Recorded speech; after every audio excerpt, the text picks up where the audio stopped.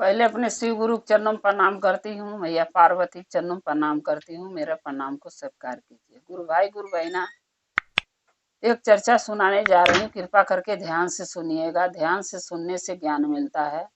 आधी अधूरी कथा नहीं सुनना चाहिए, क्योंकि शिव गुरु को अपमान होता। पूरा कथा सुनने से कथा के रहस्य के बारे में पता चलता है कि कथा में क्या बताया गया है। इसलिए कथा को हमेशा पूरा सुनना चाहिए। एक गुरु बहिना थी जिनके 2 बच्चे थे, एक लड़की एक लड़का। जब वो बच्चे बड़े हुए तो लड़की के गुरु बहिना ने शादी कर दिया। वो शादी गुरु बहिना करी ऐसे घर में जो परिवार लालची था, यानी खास करके उसकी सास लड़की की लालची थी। जहाँ गुरु बहिना अपनी बेटी की शादी करी, वो लड़की की सास बहुत लालची थी। उसको हमेशा यही लगता था कि मेरी बहू ज्यादा से ज्यादा धन दौलत ये अपनी माँ से मांग के लावे। अब गुरु बहिना के पति नहीं थे, गुरु बहिना के एक बच्चा था, वो भी नहीं कमाता था। जब बच्चा है तो कहाँ से कमाएगा, जब सियान होगा तब न कमाएगा। जितना उनको पहले के पति के कमाई जमा पूंजी था, जो भी घर वाले उनके समधी समधीन मांगे थे दहेज में, उन्होंने सारा दिया।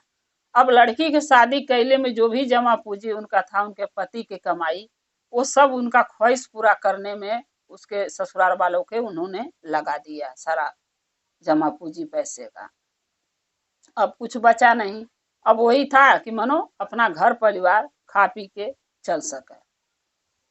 लेकिन जो सास थी वो लड़की के बहुत लालची थी। उसको यही लगता था कि हमेशा धन दौलत अपनी माँ से मांग के ले आए। हमेशा ताना मारती थी वो लड़की के, तेरी माँ क्या दी है, तेरी माँ ये नहीं दी है, वो नहीं दी है। मनो हमेशा उसको तंग करती थी दहेज के लिए। और जो भी काम धंधा वो लड़की करती थी, वो सास कभी नहीं उसको पसंद करती थी लड़की को। उसको लगता था कि जब ले आके देगी धन दौलत तभी मेरे लिए ये अच्छी कहेगी। साल भर बीता, रक्षाबंधन के त्योहार पड़ा। एक दिन वो लड़की अपनी सास से बोली कि मम्मी मैं जाऊंगी राखी बांधने भैया के, क्या मैं जा सकती हूँ? सास बोली कि जाएगी तो राखी बांधने, लेकिन एक गाड़ी धन दौलत सामान हमके राशन पताई चाहिए तेरी माँ से, तेरे भाई से। अगर जा ले आ सकती है तो राखी बांधने अपने भाई की जाएगी, नहीं ले आ सकती है तो राखी बांधने नहीं जाएगी।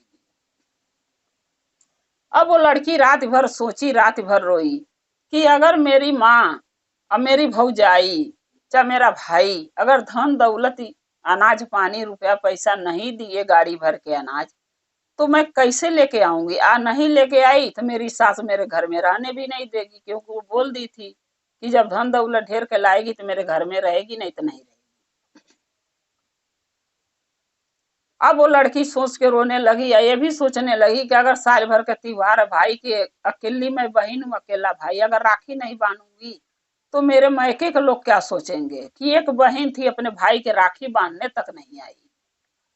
सुबह हुआ, बहुत सोची रात भर, सुबह हुआ अपने सास से बोली कि हाँ अम्मा मैं जाऊंगी राखी बांधने। तो उसकी सास फिर बोली कि धन दौलत लाएगी ना, रुपया पैसा राशन पताई अनाज पानी लाएगी ना गाड़ी पर लदवा के। अब इसने हाँ बोल दिया। बोली हाँ तो कह दे रही, देखा जाएगा जो होगा बाद में, लेकिन राखी बांधने तो अपने भाई के मैं जरूर जाऊंगी। हाँ कर दी कि मैं ले आऊंगी। अब राखी बांधने वो लड़की अपने भाई के चली गई। गुरु बहिना के बेटी आई नैहरे। जब नैहरे आई तो उसका भाई परदेश चला गया था कमाने, ये बात उसको पता नहीं था। आई भाई नहीं था तो राखी किसको बांधे। चाची उसकी थी, उसके एक बेटा था। अपनी माँ से ये बोली लड़की कि मम्मी और भैया हैं नहीं, या राखी में किसको बांधूं। तो उसकी माँ जो गुरु बहिना थी वो बोली कि अरे तेरी चाची का लड़का है ना, उसको बांध दे जाके। वहां जब राखी बांधने गई उससे, तब उसकी चाची ने मना कर दी। बोली नहीं, मेरी बेटी में अपने भाई के राखी बांधेगी, तू नहीं बांधेगी, तू अपने भाई के राखी बांध।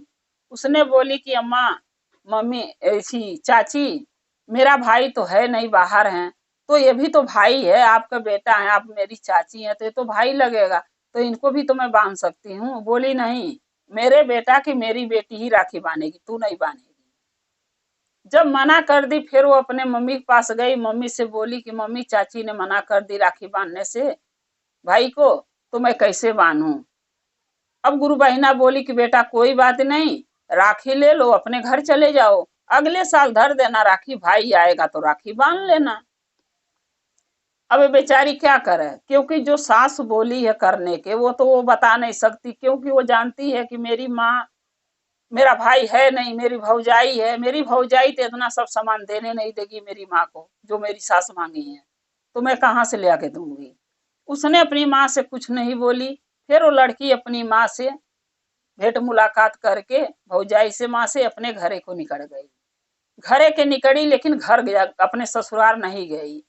एक जंगल मिला, उस जंगल में जाके बैठ के रो रही थी, ये सोच के कि मेरे मायके के सहारा मुझे है नहीं, कि मुझे कोई जो मेरी सास मांगी है रुपया पैसा धन दौलत राशन पानी गाड़ी पर लाद के, मैं मांगती भी तो मेरी भौजाई देने नहीं देती, या मेरी माँ दे नहीं पाती, भाई घरे है नहीं, बाहर है, और राखी भी नहीं बांध पाई।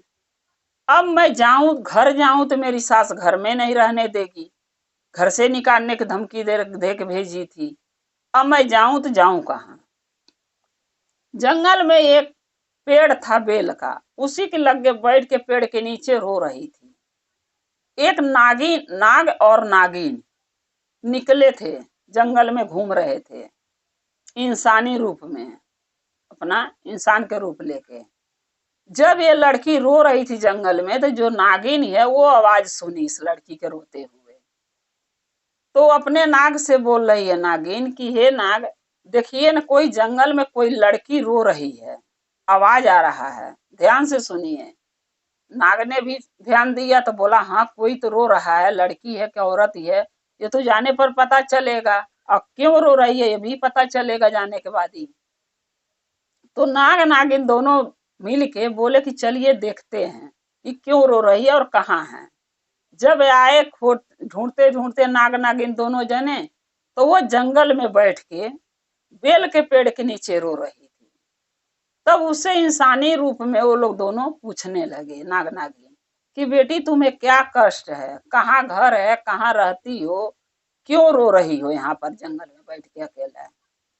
तब वो लड़की बोली, वो तो ये नहीं जानती थी कि नाग नागिन है, वो तो यही जानती थी कि हमारे जैसे इंसान है। वो बोली कि अरे भैया, अरे भाभी, मैं इसलिए रो रही हूँ कि मेरी सास ने बहुत बोली है कि अगर तू राखी बांधे अपनी भा के जाएगी भाई के नैहरे, तो धन दौलत रुपया पैसा राशन पताई पूरे गाड़ी पर भर के लाना पड़ेगा। मेरी सास लालची है, और इसलिए मैं रो रही हूँ कि जब मैं मैके गई तो मेरा भाई घरे नहीं है, बाहर कमाने गया है। मेरी भौजाई जो है माँ के चलने नहीं देती है, मेरी भौजाई अगर माँ से मैं बोलती थी तो मेरी माँ दे नहीं पाती धन दौलत के, क्योंकि मेरा भौजाई देने नहीं देती, वो नहीं चाहती है कि अपनी बेटी को कुछ दे।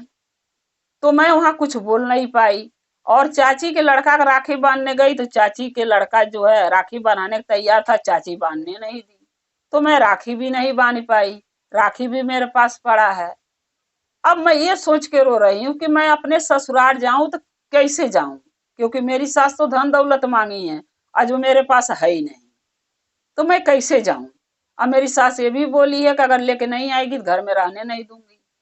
अब इसीलिए मैं रो रही हूँ, न मैं मैके जा सकती न मैं अपने ससुराल जा सकती, तो मैं जाऊं कहाँ। मैं यही प्रार्थना महादेव से कर रही हूँ कि मेरे को कोई रास्ता दिखाएं शिव गुरु। तो नाग नागिन बोले कि ठीक है, तुम हमारे साथ चलो। अब वो लड़की परेशान हो गई कि भाई ये अनगैया मनई नहीं, इनको जानती हूँ न पहचानती हूँ, ये कौन है, कहाँ से आए हैं, और इनके साथ मैं कैसे चली जाऊं। तब वो लड़की बोली आपके साथ मैं कैसे जाऊं, आपको तो मैं जानती नहीं हूँ, पहचानती नहीं हूँ। तो नाग नागिन दोनों बोले कि अभी तुम मुझे क्या बोली, भैया और भाभी। बोली हाँ भैया भाभी तो मैं आप लोग के बोली हूँ। तब बोला, नाग और नागिन दोनों बोले कि अगर आप तुम मुझे भैया और भाभी मान लियो तो एक भाई समझ के मेरे घर चलो। नाग ने बोले एक भाई समझ के मेरे घर चलो। तो बोली ठीक है। जब वो घर लिया के जा रहे थे तो नाग नागिन रास्ते में सारी सच्चाई अपना बता दिए कि हम एक नाग हैं और ये एक नागिन है, ये में हम दोनों मियाँ बीवी हैं। और अपना असली रूप में भी आके दिखा दिए कि मेरा ये हकीकत का रूप है, लेकिन तुम डरना नहीं, हम दोनों तुम्हें कुछ नहीं करेंगे, क्योंकि हम एक इंसान का भी रूप धारण कर सकते हैं और एक नाग नागिन का भी। तो तुम्हें हमसे खतरा नहीं है, क्योंकि जब तुम्हें नाग ने बोले जब हम तुम्हें अपना भाई बना लिया हूँ, अरे बहन बना ली हूँ, तुम हमें अपना भाई बना ली हो, हमरे बीबी के भाभी मान ली हो, तो हम तुम्हें नुकसान नहीं पहुंचाएंगे, डरना नहीं। बोली ठीक है। लड़की घर गई। नागिन ने अपने असली रूप में आए और नाग देवता ने बोले कि बहन मेरे पोछ में तू राखी बांध दे, आज से मैं तेरा भाई बन के रहूंगा, तेरा रक्षा मैं करूंगा। तो लड़की नाग देवता के पोछ में राखी बांध दी और नाग देवता से अपने भाई भौजाई से नागिन से ही बोली कि हे भाई हे भौजाई, हमें अपने घर भी जाना है, आज नहीं गई लेकिन कल तो मुझे जाना पड़ेगा। अब मैं खाली हाथ जाऊंगी तो मेरी सास मुझे रहने नहीं देगी, तो मैं क्या करूं। तो नाग नागिन बोले कि आप तुम चिंता मत कर बहन। नागिन भी बोली कि ननद आप चिंता मत करो, हम लोग तुम्हारा सहायता करेंगे, जो तुम्हारे सास के चाहिए वो हम देंगे। कभी भी दुख पड़ेगा, संकट पर है, कष्ट पर है, तुम सीधा मेरे पास आना, अपने मैके मत जाना, आज से तुम्हारा ये अपना मैका मान के रहना कि ये तुम्हारा मैका है। कभी भी तुम्हारा मन करे तो मेरे घर के दरवाजे तुम्हारे लिए खुला है, कभी भी तुम रात बिरात दिन कभी भी आ सकती हो, हर पल हम तुम्हारा सहायता करने के तैयार रहेंगे। लड़की को ये बात सुन के बहुत तसल्ली हुआ कि चलो कोई तो हमारा अपना मिला, अपने तो अपना रह नहीं गए, लेकिन अनगैया हो गए हमें अपना बना लिए हैं, तो इससे खुशी की बात मेरे लिए क्या हो सकती है। अब नाग नागिन लड़की बोले कि बेटी, अरे बहन यही तुम रहना। नाग देवता बोले बहन तुम यही रहना, हम तुम्हारे लिए विदाई के व्यवस्था करने जा रहे हैं। दोनों नाग नागिन मार्केट गए, कपड़ा लत्ता किने, लड़की के लिए भी, उसके सास के लिए भी, उसके पति के लिए भी, यानी पूरे परिवार के लिए वो कपड़े किन के लाए नाग नागिन दोनों। और राशन पताई धन दौलत रुपया पैसा बिखो गहना, उसको बिखो गहना इतना पहिरा दिए, लाद दिए कि उसकी सास देख के खुश हो जाए। खूब अच्छी से विदाई नाग नागिन ने उस लड़की को बिहना भैले किए, गाड़ी मंगाए, गाड़ी में सारा राशन पताई धन दौलत भर दिए, पूरा परिवार के कपड़ा दे दिए, लड़की के कपड़ा दे दिए, जेवर बिखो बनवा दिए, पूरा एक दुल्हन के तरह सजा के उस लड़की की विदाई कर दिए नाग नागिन ने। वो लड़की अपने ससुराल गई और जब सासू इतना धन दौलत रुपया पैसा और लड़की के ऊपर जेवर बिखो देखी और कपड़ा लत्ता देखी पूरे परिवार के, और राशन पताई गाड़ी पर देखी, तो सास ने तो बहुत खुश हुई कि मेरी बहू तो बहुत सारा ले आई, जितना मैं मांगी नहीं उससे दुगुना ज्यादा लाई। सास ने तो बहुत खुश हो गई। अब बहू के इतना जान मान इज्जत लगी करने कि मेरी बहू तो बहुत धन दौलत लाई, बहुत धनवान के घर है, अमीर के घर में क्या हमारी बेटी ऐसी बहू आई हुई है। अब जान मान लगी करने और वो लड़की अपने ससुराल में हंसी खुशी रहने लगी। तो बताइए गुरु भाई गुरु बहना, एक नाग और नागिन यानी नाग देवता और उनकी पत्नी एक इंसान के फर्ज निभाए जो इंसान नहीं निभा पाता है, जो अपने नहीं कर पाते हैं वो दूसरे कर देते हैं। तो इसीलिए कहा जाता है कि किस्मत में देखिए गुरु भाई गुरु बहना, अगर धन दौलत रुपया पैसा लिखा है तो किसी न किसी बहाने से महादेव जरूर सहायता करते हैं। जैसे उस लड़की के बेचारी के नाग नागिन के रूप में महादेव भेज के अपने नाग नागिन को और उनका सहायता करवाए उस लड़की का, जो कि लड़की वो हंसी खुशी अपने ससुराल में रहने लगी, उसकी सास उसका जान मान करने लगी और वो सुखी हो गई। इसीलिए कहते हैं कि महादेव शिव गुरु किसी भी रूप में किसी भी भेष में अपने भक्त का सहायता जरूर करते हैं, कभी निराश नहीं करते हैं। जैसे उसको खुश किए, उसके सुखी किए, उसका घर परिवार, उसकी सास मानने जानने लगी, उसकी खुशियां उस लड़की को उसको मिल गई, वैसे महादेव सबको दें, सब पर दया करें। गुरु भाई गुरु बहना, ये मेरा कथा कैसा लगा कमेंट में लिख के जरूर भेजिएगा। चैनल को सब्सक्राइब कर लीजिए ताकि मेरी वीडियो पहुंचता रहे आपके पास। हाँ, कुछ कारण से मैं कुछ दिन वीडियो नहीं डाल पाई हूँ, उसके लिए मैं माफी मांगती हूँ। हर हर महादेव, घर घर महादेव। महादेव की कृपा और दया आप लोग पर सदा बनी रहे। महादेव सदा आप लोग के साथ रहें और शिव गुरु से हम और आप ऐसे ही जुड़े रहें। जय शिव गुरु महादेव।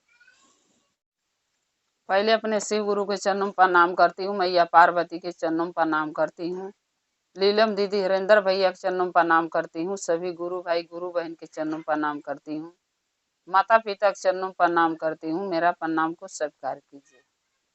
गुरु भाई गुरु बहना, एक कथा सुनाने जा रही हूँ। कृपा करके कथा के ध्यान से सुनिएगा। ध्यान से सुनने से ज्ञान मिलता है। आधी अधूरी कथा नहीं सुनना चाहिए, क्योंकि शिव गुरु का अपमान होता है। पूरा कथा सुनने से कथा के रहस्य के बारे में पता चलता है, कथा में क्या बताया गया है वो समझ में आ जाता है। इसलिए कथा को हमेशा पूरा सुनना चाहिए। एक गांव में दो भाई रहते थे। तो वो जो उनके माता पिता थे वो नहीं थे, दोनों भाई थे। उनका देहांत हो चुका था माता पिता को उनके। दोनों भाई थे, दोनों भाई की शादी भी हो गई थी। दोनों भाई बहुत मिलजुल के एक दूसरे से रहते थे। बड़ा वाला जो भाई था वो छोटा वाला के जो भी कहता था वो हंसी हंसी कर देता था। कोई भी काम, कठिन से कठिन काम अगर वो कहता था कि ये काम आज तुम्हें करना, वो कर देता था।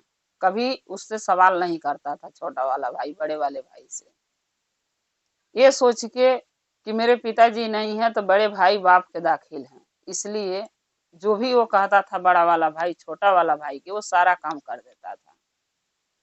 कभी उसके सवाल नहीं करता था कि ये काम मैं क्यों करूं, आप क्यों नहीं करते हैं। नहीं, जो भी कहता था कर देते थे। बहुत मानता था छोटा वाला भी भाई बड़े वाले के बहुत मानता था, राम के तरह। और बड़ा वाला भी छोटे वाले के बहुत मानता था, लक्ष्मण के तरह। उस गांव में दोनों भाई के लोग मिसाल देते थे कि दोनों भाई में इतनी पटरी है, इतनी बनती है कि शायद किसी के घर में कोई बेटा आपस में बनता होगा, किसी के बेटा के जितना ये दोनों में बनता है। कि एक दूसरे से इतना मिल के रहते हैं, इतना व्यवहार से रहते हैं कि कभी इनके घर में तू मैं नहीं होता है। कोई इनके घर का आवाज लड़ाई झगड़ा का नहीं सुनता है। एक दिन क्या हुआ, जो बड़ा वाला जो भाई था वो शिव का शिष्य था, छोटा वाला नहीं था। तो बड़ा वाला जो भाई था वो चर्चा भजन में ज्यादा चला जाता था, महादेव के कार्य में। लेकिन छोटा वाला जो था वो घर का काम ज्यादा करता था, खेती गृहस्थी के नाते रिश्तेदारी में जाता आता था। घर का राशन पताई, साग सब्जी, घर का देखभाल, यानी घर का जो भी सामान ले आना करना, वो सारा चीज वो जिम्मेदारी उठाता था। बड़ा वाला भाई के कभी नहीं कहता था कि आप ये काम क्यों नहीं करते, हम ही सारा क्यों करता। नहीं, वो अपना फर्ज समझ के छोटा वाला करता था। एक दिन क्या हुआ कि कोई बात में दोनों भाई में, जैसे मान लीजिए हो ही जाता है, घर में चार महीना ही रहता है तो कभी बात बिजहार हो ही जाता है। दोनों भाई में ऐसे बातें करते करते कोई बात ही ऐसी ज्यादा बढ़ गया कि बड़ा भाई जो बोल दिया छोटा भाई के, तो छोटा भाई को बर्दाश्त नहीं हुआ। जब उसको बर्दाश्त नहीं हुआ तो उसने अपने बड़े भाई को बोल दिया, बोला कि आपका मैं शक्ल नहीं देखना चाहता हूं, आप मेरे कभी नजर के सामने मत आना, आपका मैं चेहरा नहीं देखना चाहता हूं। बड़ा वाला भाई को छोटा वाला भाई बोल दिया। ये जो बात थी बड़े वाले को चुभ गई, दिल से लग गई कि जो भाई को मैं इतना मानता था, इतना जानता था, और जो भाई मेरे लिए अपना जान तक देने को तैयार था, कुछ भी कह देता था, करने के करता था, कभी जवाब नहीं दिया था, वो भाई आज मुझे ऐसी बात बोल दिया कि मैं आपका शक्ल नहीं देखना चाहता हूं, मेरे सामने आप कभी मत आना। उसको दुख हो गया।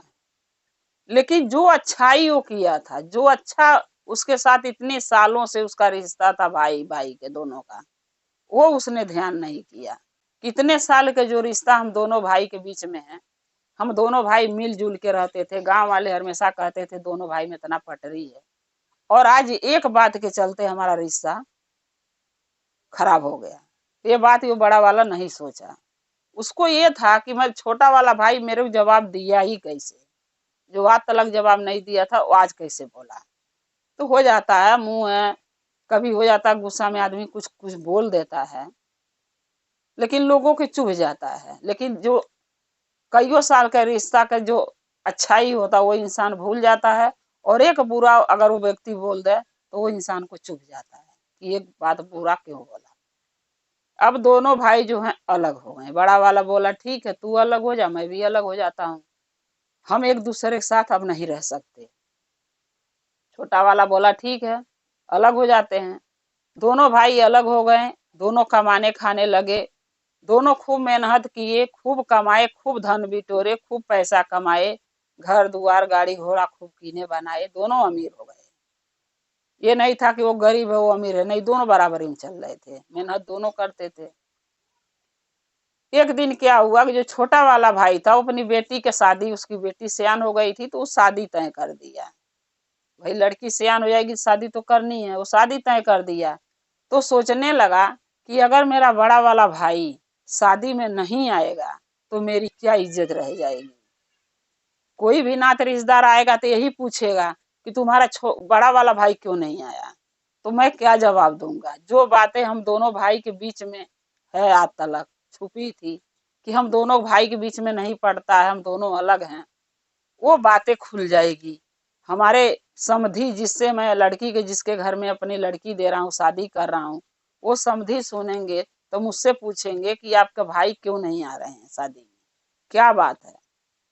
तो इसमें इज्जत हमारी चली जाएगी, दोनों भाई की इज्जत जाएगी, मेरा भी और भैया का भी। अगर मेरा बड़े भाई अगर शादी में शामिल हो जाते तो इज्जत बनी रहती, कोई नहीं जानता, और दोनों फिर पहले जैसे मिल के रहते। जो गलती हो गई सो हो गई, अब मैं अपने भाई से माफी मांगूंगा, छोटा वाला ने सोचा। एक दिन बड़े वाले भाई के अपने घर छोटा वाला चला गया, बोला भैया मुझे माफ कर दो, अगर मैं आपको कोई ऐसी बात बोल दिया था, मुझे भी लगा कि आपको मैं गलत बोला, आप कोई बात दिल से आप लगा लिए, आपको दुख हुआ, मुझे क्षमा कर दो, हाथ जोड़ के माफी लगा मांगने। बोला भैया आगे से गलती मैं दोबारा नहीं दोहराऊंगा, मुझे माफ कर दो आप। बड़ा वाला भाई बोला कि नहीं, तू आज तक जो मैं कहता था तू करता था, लेकिन उस दिन अगर कोई बात तुझे बुरी लगी मेरी तो तूने लड़ा क्यों मुझसे, और लड़ा तो लड़ा, बात लड़ाई जो हुई सो हुई, बात बात बात में लड़ाई, लेकिन तुमने बोला कैसे कि मैं तुम्हारा शकल आपका नहीं देखना चाहता हूँ, कभी मेरे सामने आप मत आना। जब तू ये बातें बोली दिया है तो तेरा मेरा रिश्ता अब कभी बन नहीं सकता, अब हम अलग हैं तो अलग ही रहेंगे, हम कभी एक साथ नहीं रह सकते। छोटा वाला भाई बोला भैया मैं अपनी लड़की की शादी तय कर दिया हूँ, अगर आप उस शादी में भाभी के लेके बच्चों के लेके नहीं आओगे तो इसमें आपकी भी बेइज्जती होगी, मेरी भी। लोग कहेंगे दोनों भाई में इतना जो व्यवहार था, इतना बनता था, गांव में इतना नाम लोग करते थे कि दोनों भाई में बहुत बनती है, बहुत पटरी है, और आज क्या हुआ कि दोनों भाई अलग हो गए। और सबके तो छोड़ो, गांव वाले के तो छोड़ो, लेकिन मेरे जो समधी हैं वो क्या सोचेंगे हम दोनों के बारे में, कि ये दो ही भाई हैं लेकिन दोनों में पटरी नहीं है। बड़ा वाला बोला ये मैं नहीं जानता हूँ कि तू क्या किसको बोलेगा, क्या समझाएगा, अपनी बेटी की शादी क्या कह के करेगा कि हमारे भाई से क्यों नहीं पड़ता है, वो मुझे नहीं पता, ये तुम्हारा काम है, तुम जानो। छोटा वाला भाई बड़े वाले भाई के पैर पकड़ के लगा रोने, भैया मुझे माफ कर दो, आगे से मैं आपको ऐसा जवान कभी नहीं बानी बोलूंगा, मुझे क्षमा कर दो, मैं माफी मांग रहा हूँ, अपनी गलती पर मैं पछता रहा हूँ, मुझे माफ कर दो, आगे से मैं कभी आपको दुख नहीं पहुंचाऊंगा। लेकिन बड़ा वाला भाई नहीं माना, बोला नहीं मैं तुम्हें माफ नहीं कर सकता हूँ, पैर से उसको ढकेल के उसको खदेड़ दिया। बोला नहीं तू यहाँ से चला जा, मैं तेरे को अपना नहीं पाऊंगा। अब वो छोटा वाला भाई रोते मन में दुख लिए घर से उनके निकल गया, बड़े वाले भाई के दुखी होकर रास्ते में जा रहा था, एक व्यक्ति उसको मिला। बोला क्या हुआ भाई, तुम तो अपने भाई के पास आए थे, तो क्या हुआ, दो क्यों इतना दुखी होके जा रहे हो? छोटा वाला बोला भैया क्या करूं, मेरे भाई मान नहीं रहे हैं। अगर मेरी तो मैं भी तो इंसान हूं, अगर जबान से कोई बुरा शब्द निकल गया तो मैं उसके लिए आज तलक पछता रहा हूं कि अपने भाई का ऐसा मैं क्यों बोला जिसके वजह से हम दोनों अलग हो गए। और मैं माफी मांगने आया था, मेरा भाई मुझे माफ नहीं किए। वो कह रहे हैं मैं तेरे साथ कभी नहीं एक में मिल के रहूंगा, एक साथ रहूंगा, तेरे साथ नहीं जाऊंगा तेरी बेटी की शादी में, इसीलिए मैं बहुत दुखी हूँ।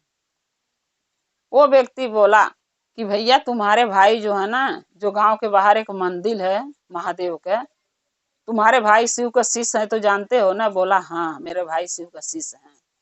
बोला वो इंसान की तुम्हारा भाई उस मंदिर में रोज चर्चा भजन सुनने जाते हैं, उस मंदिर में एक महात्मा रहते हैं, साधु पुजारी जी, वो बहुत अच्छे अच्छे शिव चर्चा भजन करते हैं। तुम्हारा भाई भी रोज जाते हैं और पूरे गांव के लोग भी सुनने जाते हैं चर्चा भजन, क्योंकि उनका चर्चा भजन बहुत अच्छा होता है। तुम भी वहां जाओ। और तुम्हारा भाई जो है उन साधु को बहुत मानता है, वो भी तुम्हारे भाई को बहुत मानते हैं। अगर वो महात्मा तुम्हारी बात, तुम्हारी परेशानी समझ गए और तुम्हारे भाई के अगर बोले आने के तुम्हारे घर, तो तुम्हारा भाई कभी मना नहीं कर पाएगा, उनको ना ही नहीं करेगा, क्योंकि वो अपने गुरु की तरह उनको पूजता है। जैसे महादेव के गुरु मानता है वैसे उनको भी मानता है। उनकी बातें नहीं कभी काटेगा, वो जरूर आएगा आपके घर। उसका छोटा वाला भाई बोला ठीक है भैया, इतना बताने के बहुत बड़ी धन्यवाद, मैं जा रहा हूँ। वो मंदिर में गया, वो महात्मा से मिला। बोला महात्मा जी मैं आपसे आपके पास कुछ गुजारिश लेके आया हूँ, क्या मैं बता बोल सकता हूँ? बोले महात्मा जी बोलो क्या बात है? उसने बोला मेरे बड़े वाले भैया आपके पास आते हैं चर्चा भजन सुनने, महादेव के शिष्य हैं और आपको गुरु के जगह गुरु से कम नहीं मानते हैं। अगर आप हमारे भैया को समझाएं तो मेरे भाई मेरी बेटी के शादी में शामिल मेरे घर जरूर होंगे, आएंगे। बोले महात्मा जी क्या बात है बताओ। सारी बातें इसने बताया कि ऐसे ऐसे हम दोनों भाई बहुत मिल मिल के रहते थे, बहुत व्यवहार था, बहुत संबंध अच्छा था, और एक दिन ऐसे बातों बातों में दोनों भाई में लड़ाई हो गई। मैंने ऐसे अपने भाई को बोल दिया कि मैं आपको शक्ल नहीं देखना चाहता हूँ, आप मेरे सामने कभी मत आना। मेरे भाई को बात बहुत दिल से चुभ गई है, लगा लिए हैं और वही बात के लेके चल रहे हैं। अब मैं माफी मांगने गया तो मुझे घर से खदेड़ दिए।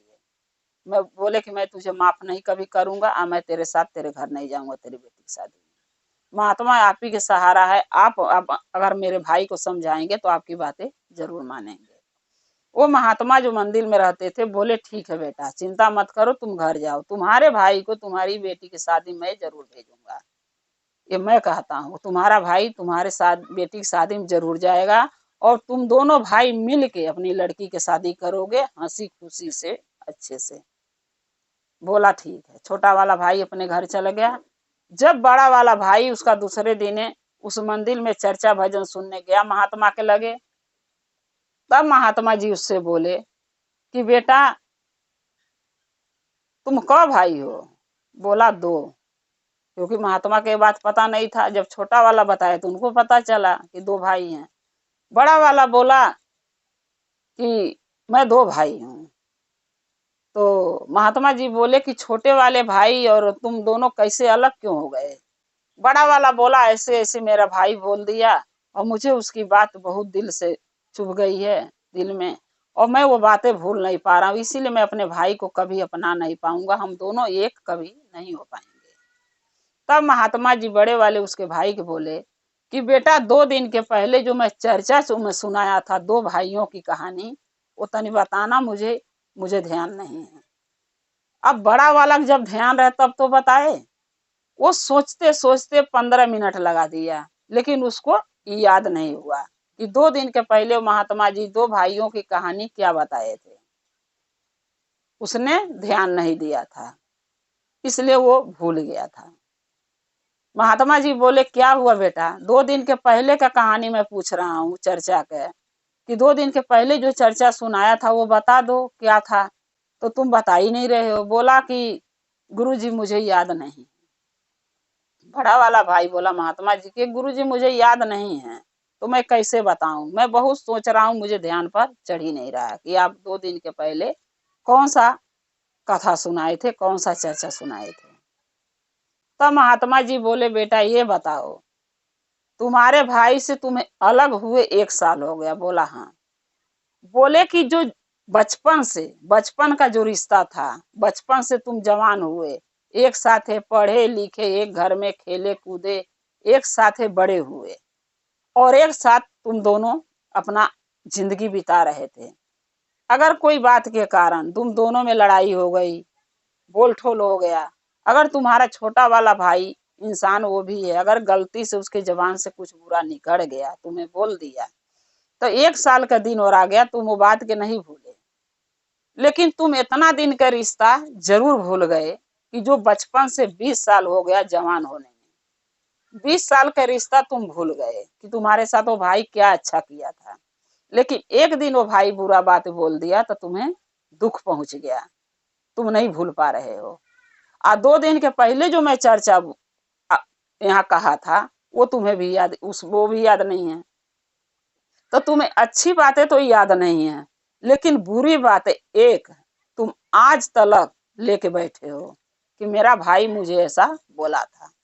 अगर अच्छी बातें याद करोगे बचपन से लेके जवानी तक का, तो ये बातें बुरी, एक बात जो तुम्हारा भाई गलत बोला तुम्हारे लिए, वो तुम भूल जाओगे।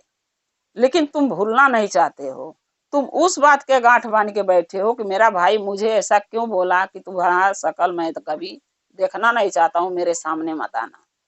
लेकिन तुम कभी ये नहीं सोचे कि वही तुम्हारा भाई, जो वही भाई है कि बचपन से तुम्हारे लिए क्या नहीं किया, राम के तरह तुम्हें पूजा, राम के तरह तुम्हें माना, जो तुम कहते थे वो हंसी हंसी वो काम कर देता था, कभी सवाल नहीं करता था, कभी पूछता नहीं था कि मैं क्यों करूं, आप क्यों नहीं करते हो, कभी पूछा तुमसे? बोला नहीं। बोले महात्मा जब इतना दिन के व्यवहार, संगत, इंसानियत तुम भूल गए कि तुम्हारा भाई तुम्हारे लिए क्या क्या किया, और एक बुरी बात तुम लेके बैठे हो, तो कैसे शिव के ज्ञान ले रहे हो? शिव का शिष्य कैसे तुम अपने आप को मान रहे हो? शिव का शिष्य तो वो होता है कि अगर चर्चा भजन में यही बताया जाता है कि अगर कोई व्यक्ति हमको बुरा बोल दिया तो उसको भूल जाओ, उसको भूल के जो हमारे साथ वो अच्छा किया उस पर ध्यान दो कि चलो इतनी साल मेरे साथ वो अच्छा किया, चाहे वो भाई हो, बहन हो, चाहे माँ हो, बाप हो, कोई भी हो, इतने साल मेरे साथ वो अच्छा किया, अगर एक बुरा बात बोल दिया तो मैं क्यों लेके ठो रहा हूं?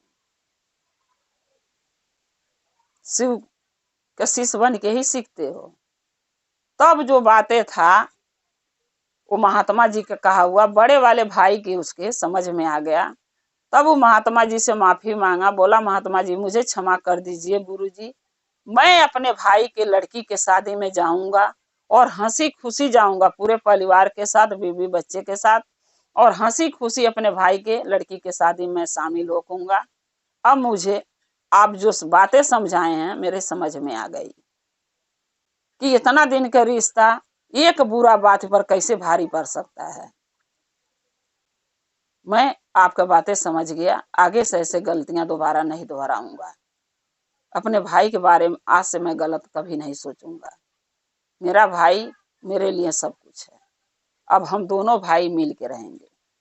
वो अपने बड़े छोटे वाले भाई के लड़की के शादी में बड़ा वाला भाई गया, महात्मा जी के बातें सुन के उसके समझ में आ गया, शादी में गया, दोनों भाई शादी में शामिल हुए, हंसी खुशी लड़की की शादी हुई, अपने घरे लड़की गई, विदाई हुआ, और दोनों भाई पहले के जैसे मिलजुल के रहने लगे एक साथ, एक घर में, बीवी बच्चे ले लेके अपना अपना। तो गुरु भाई गुरु बहना यही हम कहते हैं कि इंसान को कोई ये नहीं कसम खाएगा कि हम कभी किसी के बुरा नहीं बोल सकते। में आदमी कभी किसी के भला बुरा बोल देता है, लेकिन उसकी अगर एक बातें बुरा लग जाती है तो उसका अच्छाई भी तो देखो, शुरू से उसका अच्छाइयां भी देखो कि शुरू से हमारे साथ उसका व्यवहार कैसा था। अगर आज वो गलत बोल दिया तो हमको उसको भूल जाना चाहिए, और इतनी सी बात के लेके मन से लगा के अलग अलग होना एक अक्ल की बात नहीं है। इसलिए कभी भी अगर ऐसा हो तो अपना मिलजुल के रहना चाहिए। जब एक साथ घर परिवार एकजुट रहता है तो हंसी खुशी सब रहते हैं। जब वो परिवार अलग हो जाता है तो परिवार बिखर जाता है, और जब बिखर जाता है तब उसको कोई नहीं बचा सकता। और जब परिवार बिखर जाता है तो अनगैया भी आदमी अच्छे तरीके से परिवार को तोड़ देता है। और जब एक साथ परिवार जुट होता है तो कोई भी उसके साथ बुरा करने के सोचता है कि हम इसके परिवार के साथ बुरा कैसे करें, क्योंकि ये सारे एक हैं। और जहाँ एकता होती है तहाँ कभी कोई दुख, कोई परेशानी, कोई कष्ट, कोई संकट नहीं आता है। इसलिए एकता में ही भलाई है, एकजुट रहने में भलाई है, अलग होने में कोई फायदा नहीं। इसलिए इंसान को हमेशा एक साथ रहना चाहिए, चाहे वो भाई भाई हो, चाहे बहन हो, चाहे माँ बाप हो, हमेशा उनको एक साथ रहने में इज्जत, मान, सम्मान मिलता है। तो गुरु भाई गुरु बहिना, मेरा ये चर्चा कैसा लगा आप कमेंट में लिख के जरूर भेजिएगा, और चैनल को सब्सक्राइब कर लीजिएगा ताकि मेरी वीडियो आपके पास पहुंचती रहे। हर हर महादेव, घर घर महादेव। महादेव का कृपा और दया आप लोग पर सदा बना रहे। महादेव सदा आप लोग के साथ रहें। जय शिव गुरु महादेव। पहले अपने शिव गुरु के चरणों पर नाम करती हूँ, मैया पार्वती के चरणों पर नाम करती हूँ, नीलम दीदी, हरिंदर भैया के चरणों पर नाम करती हूँ, सभी गुरु भाई गुरु बहन के चरणों पर नाम करती हूँ, माता पिता के चरणों पर नाम करती हूँ। मेरा प्रणाम को स्वीकार कीजिए। गुरु भाई गुरु बहना, एक कथा सुनाने जा रही हूँ। कृपा करके कथा के ध्यान से सुनिएगा। ध्यान से सुनने से ज्ञान मिलता है। आधी अधूरी कथा नहीं सुनना चाहिए, क्योंकि शिव गुरु का अपमान होता है। पूरा कथा सुनने से कथा के रहस्य के बारे में पता चलता है, और कथा में क्या बताया गया है ये भी पता चल जाता है। अच्छा है और बुरा का पहचान हो जाता है कि क्या कार्य करने से हम अच्छे मार्ग पर चलते हैं और क्या करते हैं जो बुरे रास्ते पर चलते हैं। इसलिए कथा को हमेशा पूरा सुनना चाहिए। एक गांव में एक गुरबहिना रहती थी। वो गुरबहिना के पति नहीं थे, अकेली थी। उनका एक लड़का था। छोटे पर से लड़का के पोसी पाली, दूसरे के घर में झाड़ू बर्तन पोछा करी, बच्चे को पढ़ाई, स्कूल में नाम लिखाई, पढ़ाती थी और अपना घर का खुराकी खर्चा चलाती थी कमा के, दूसरे घर में बर्तन मांज धो के। लेकिन वो शिव की शिष्या थी। वो शिव के भजन और चर्चा अगर जिस दिन वो घरे रहती थी जरूर जाती थी। नहीं जा पाती थी किसी कारण से तो घर में अपना सुबह शाम महादेव के पूजा पाठ चर्चा जरूर घर में बैठ के अपने करती थी। दया जरूर मांगती थी, नमन जरूर करती थी महादेव का दोनों टाइम। तो जो छोटा वाला बच्चा था उनका बेटा, वो हमेशा अपनी माँ से पूछता था कि मम्मी आप किसकी पूजा करती हो, ये है कौन?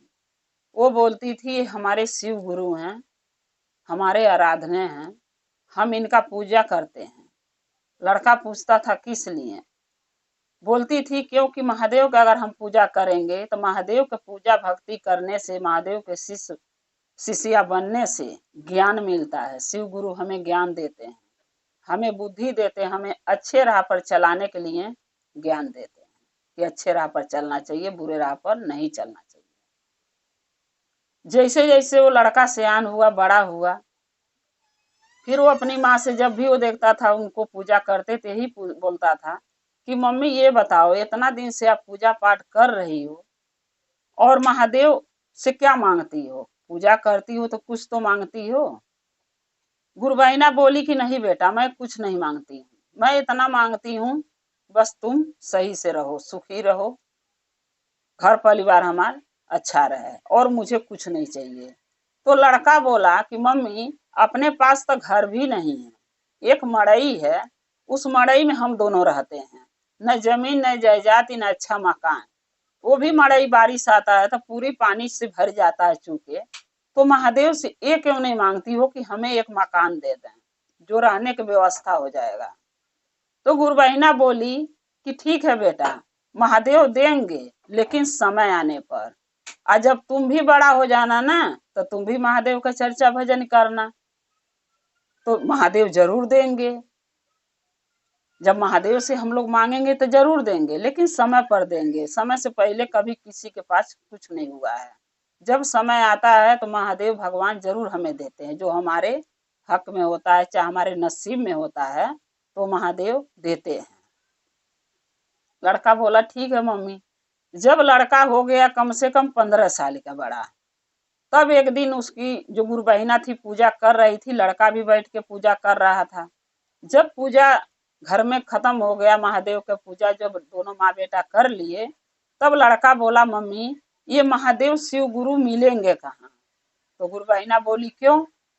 बोला कि मैं इनसे मिलना चाहता हूँ, मैं इनको मिल के देखना चाहता हूँ और इनसे पूछना चाहता हूँ कि मेरी माँ जो कितना दिन से आपका शिष्या है, पूजा भक्ति करती है, लेकिन आप मेरा घर क्यों नहीं बना रहे हैं? मेरे पास रहने का ठिकाना नहीं है। आपको अपने भक्त पर तो दया करना चाहिए ना। तो गुरु बहिना बोली कि नहीं बेटा, जब समय आएगा तो महादेव देंगे, उनसे मांगने से नहीं दे देंगे। अच्छा उनको खोजने जाओगे तो थोड़ी मिल जाएंगे। तो बोला लड़का कि कहाँ महादेव रहते हैं, आप बता दो एक बार। अब वो गुरु बहिना बोल दी कि महादेव बहुत दूर एक मंदिर में रहते हैं। अब वो तो लड़का के उनको कैसो फुसिला के बात के हटाना था, लेकिन वो लड़का उस चीज पर अमल कर लिया। जब वो बोली बहुत दूर एक मंदिर में रहते हैं, वहां तुम नहीं जा पाओगे, तब वो बोला कि ठीक है मम्मी, मैं जरूर जाऊंगा। अब उसके मन में हो गया कि मैं महादेव से मिलूंगा और उनसे अपनी परेशानी बताऊंगा। देखूं महादेव शिव गुरु देते हैं, हमारी परेशानी सुनते हैं कि नहीं। अब वो लड़का क्या हुआ कि महादेव के तलाश में एक दिन निकल पड़ा, अपनी माँ से बोल के, यानी गुरु बहिना से बोल के कि मम्मी मैं आज स्कूल नहीं जाऊंगा, मैं आज महादेव के तलाश में जाऊंगा और उन्हीं को खोज के उनसे ही पूछूंगा कि मेरे को घर क्यों नहीं बना रहे हैं। मैं जीवन भर ऐसे ही मड़ई में हम लोग नहीं न रहेंगे। हम उनसे और कुछ थोड़ी मांग रहे हैं, घर ही तो मांग रहे हैं। गुरु बहिना बोली नहीं बेटा नहीं जाओ, नहीं मिलेंगे गुरु, शिव गुरु आपसे नहीं मिल पाएंगे, वो बहुत दूर रहते हैं। बोला नहीं मम्मी मैं ढूंढ के आऊंगा, अपनी परेशानी बता के ही आऊंगा। वो लड़का निकल पड़ा महादेव के तलाश में।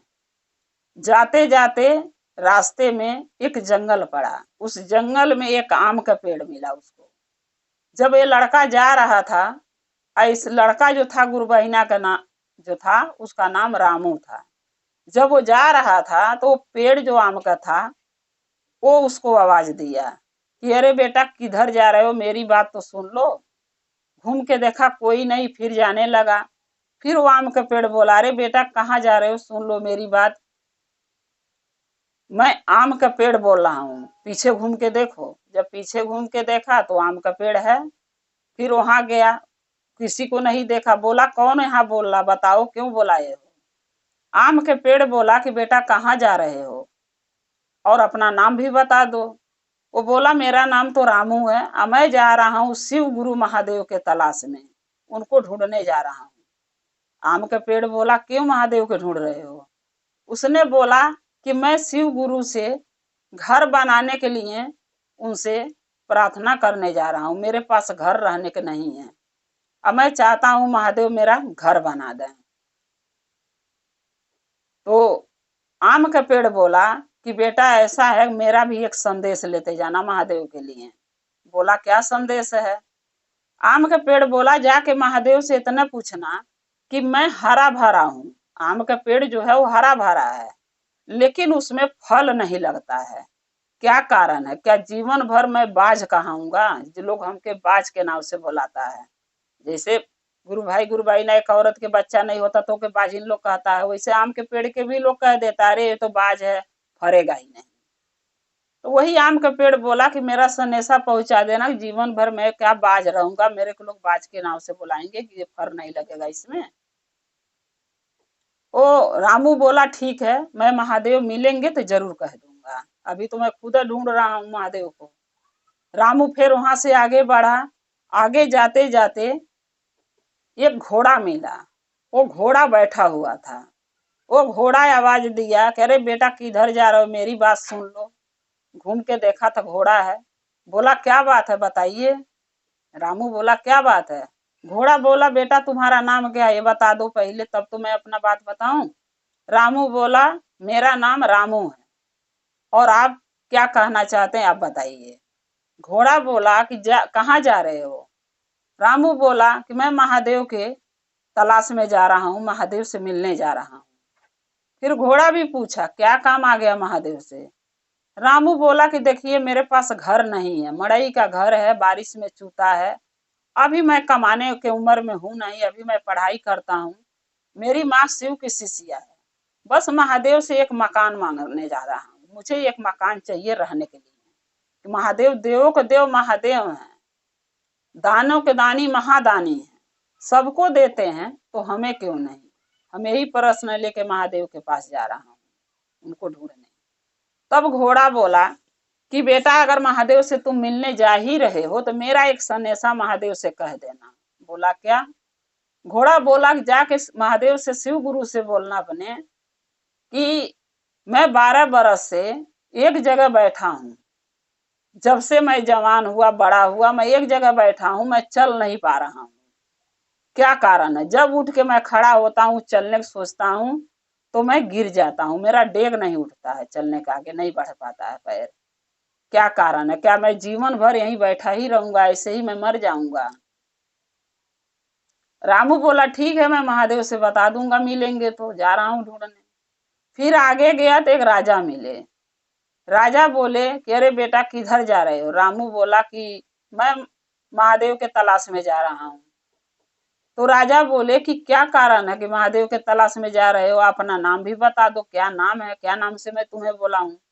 बोला मेरा नाम रामू है, अब महादेव से मुझे एक काम है कि मेरे को मकान नहीं है मेरे पास रहने के, और महादेव से मैं प्रार्थना करने जा रहा हूँ हाथ जोड़ के कि मेरे मकान बना दे, मैं रहने के लिए मेरी व्यवस्था हो जाए, मेरी बूढ़ी माँ के लिए मेरे लिए।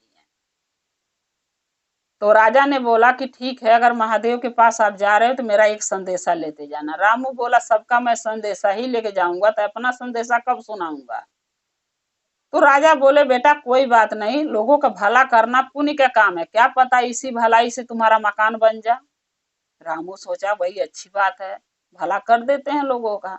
बोला ठीक है आप भी बताइए क्या संदेशा है। राजा ने बोला कि मेरी एक ही बेटी है, जिस बेटी के शादी नहीं हो रहा है, जहां भी मैं लड़का देखने जाता हूँ सब कुछ तय हो जाता है, और अंध मौके पर जब बाबा से पतरा दिखाने जाता हूँ तो शादी के जोगे नहीं बनता है। लड़का पसंद आ जाता है, घर पसंद आ जाता है, परिवार पसंद आ जाता है, लेकिन जब पंडित जी से पतरा दिखाता हूँ शादी के लिए तो शादी के जोग नहीं बनता है, क्या कारण है महादेव से पूछना। रामू बोला ठीक है जा रहा हूँ महादेव के तलाश में, मिलेंगे तो आपका भी संदेशा कह दूंगा। फिर वहां से रामू आगे बढ़ा। आगे बढ़ा तो एक नदी मिली। नदी के किनारे एक बुढ़िया रहती थी मड़ई में, टूटही मड़ई में एक बुढ़िया थी। जो बुढ़िया न चल पाती थी न उठ पाती थी, और उसके देखभाल करने को वहां कोई नहीं था, वो अकेली पड़ी थी। जब रामू की आवाज सुनी तो बुढ़िया आवाज लगाई कि कोई है क्या। रामू बोला हाँ मैं हूँ, कौन बोल रहा है। बुढ़िया बोली अरे बेटा मैं मड़ई में बोल रही हूँ, आगे पीछे इधर देखो ना नदी के किनारे। तो देखा एक मड़ई था। उस मड़ई के में जब रामू गया तो बोला अम्मा क्या काम है बताइए, मैं आया हूँ यहाँ पे। बोली बेटा तुम्हारा नाम क्या है, नाम बता दो। बोला अम्मा मेरा नाम रामू है, आपको क्या काम है आप बताइए। बोली बेटा कहाँ जा रहे हो। बोला मैं महादेव के तलाश में जा रहा हूँ, महादेव के ढूंढने जा रहा हूँ। बोली क्या काम है महादेव से। बोला कि मेरे घर नहीं है अम्मा, अब मैं महादेव से विनती प्रार्थना करने जा रहा हूँ कि मेरी बूढ़ी माँ, मैं बिना घर कहूँ, एक मड़ई है बारिश में चूता है, मैं चाहता हूँ महादेव हमारे ऊपर दया करें, हमारा मकान बन जाए। तब बूढ़ी अम्मा जो थी वो बोली कि बेटा मेरा भी एक संदेशा महादेव के पास लेते जाना। तो बोला क्या।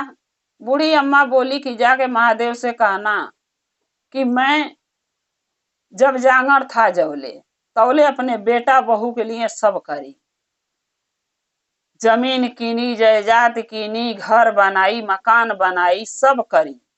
पोती पोता के पास ही पोस पाल के बड़ा करी। बेटा के शादी करी, पढ़ाई लिखाई, उसे कामयाब बनाई, उसको काम मिला, अच्छा खासा कमा रहा, उसका शादी ब्याह कर दी, सब मैं करी। लेकिन जब मेरा जांगर थक गया, मैं बूढ़ी हो गई, तो मेरे वही बेटा पतोह मुझे मेरे घर से निकाल के एक मड़ई में, नदी किनारे एक मड़ई डाल के इसमें छोड़ गए हैं, इसलिए कि मैं तुम्हारा देखभाल नहीं कर सकता, चाहे तुम मरो चाहे जियो।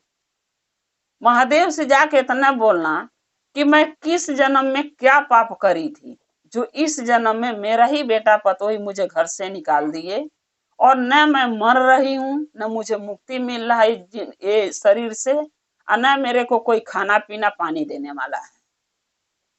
रामू बोला ठीक है, महादेव की तलाश में जा रहा हूँ, मिलेंगे तो आपका संदेशा मैं पहुंचा दूंगा। फिर रामू वहां से जब आगे बढ़ा, थोड़ा दूर जाने के बाद एक मंदिर मिला शिव गुरु का, महादेव का, जिस मंदिर के गेट पर लिखा हुआ था कि शिव गुरु यानी भोले बाबा का मंदिर, उस पर लिखा था। उसने पढ़ा और पढ़ के मंदिर में आगे अंदर घुस गया, सोचा इसमें तो महादेव जरूर मिलेंगे। मम्मी बोली थी, क्योंकि गुरु बहिना बोली थी शिव गुरु बहुत दूर एक मंदिर में रहते हैं, वही बात उसके मन में था कि मेरी माँ बोली है शिव गुरु बहुत दूर एक मंदिर में रहते हैं, हो न हो इसी मंदिर में महादेव हमें जरूर मिलेंगे।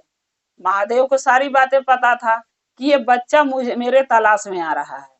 महादेव क्या किए, एक जो उसमें पंडित जी रहते थे उनको निकाल दिए, बोले बाहर चले जाओ, और एक पंडित के रूप में वो खुद मंदिर में बैठ गए। बूढ़ा पंडित बन के आके वो पंडित को बाहर निकाल दिए, बोले कि 1 घंटे के लिए आप बाहर चले जाओ, मैं इसमें रहूंगा, मुझे पूजा करना है। एक कही के पंडित बन के महादेव वहां बैठ गए। जब ये लड़का गेट पर पहुंचा भोला रामू, तो आवाज दिया कि अरे मंदिर में कोई है। तब वो क्या बोले, जो महादेव बूढ़े पंडित बन के बैठे थे वो बोले कि हाँ मैं हूं, आ जाओ, अंदर आ जाओ। अंदर गया, बोला कि महादेव कहाँ है। अब वो जो बूढ़े बन के बैठे थे महादेव, उन्होंने बोला कि अरे वो महादेव तो कहीं बाहर गए हुए हैं, बताओ क्या काम है तुम्हें, अपना नाम बताओ।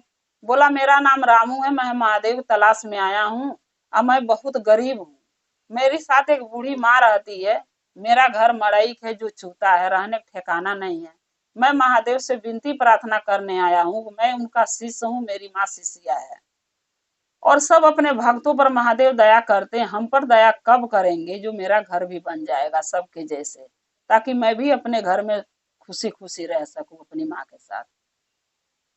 तो वो तक खुद महादेव थे, पंडित बन के बैठे थे।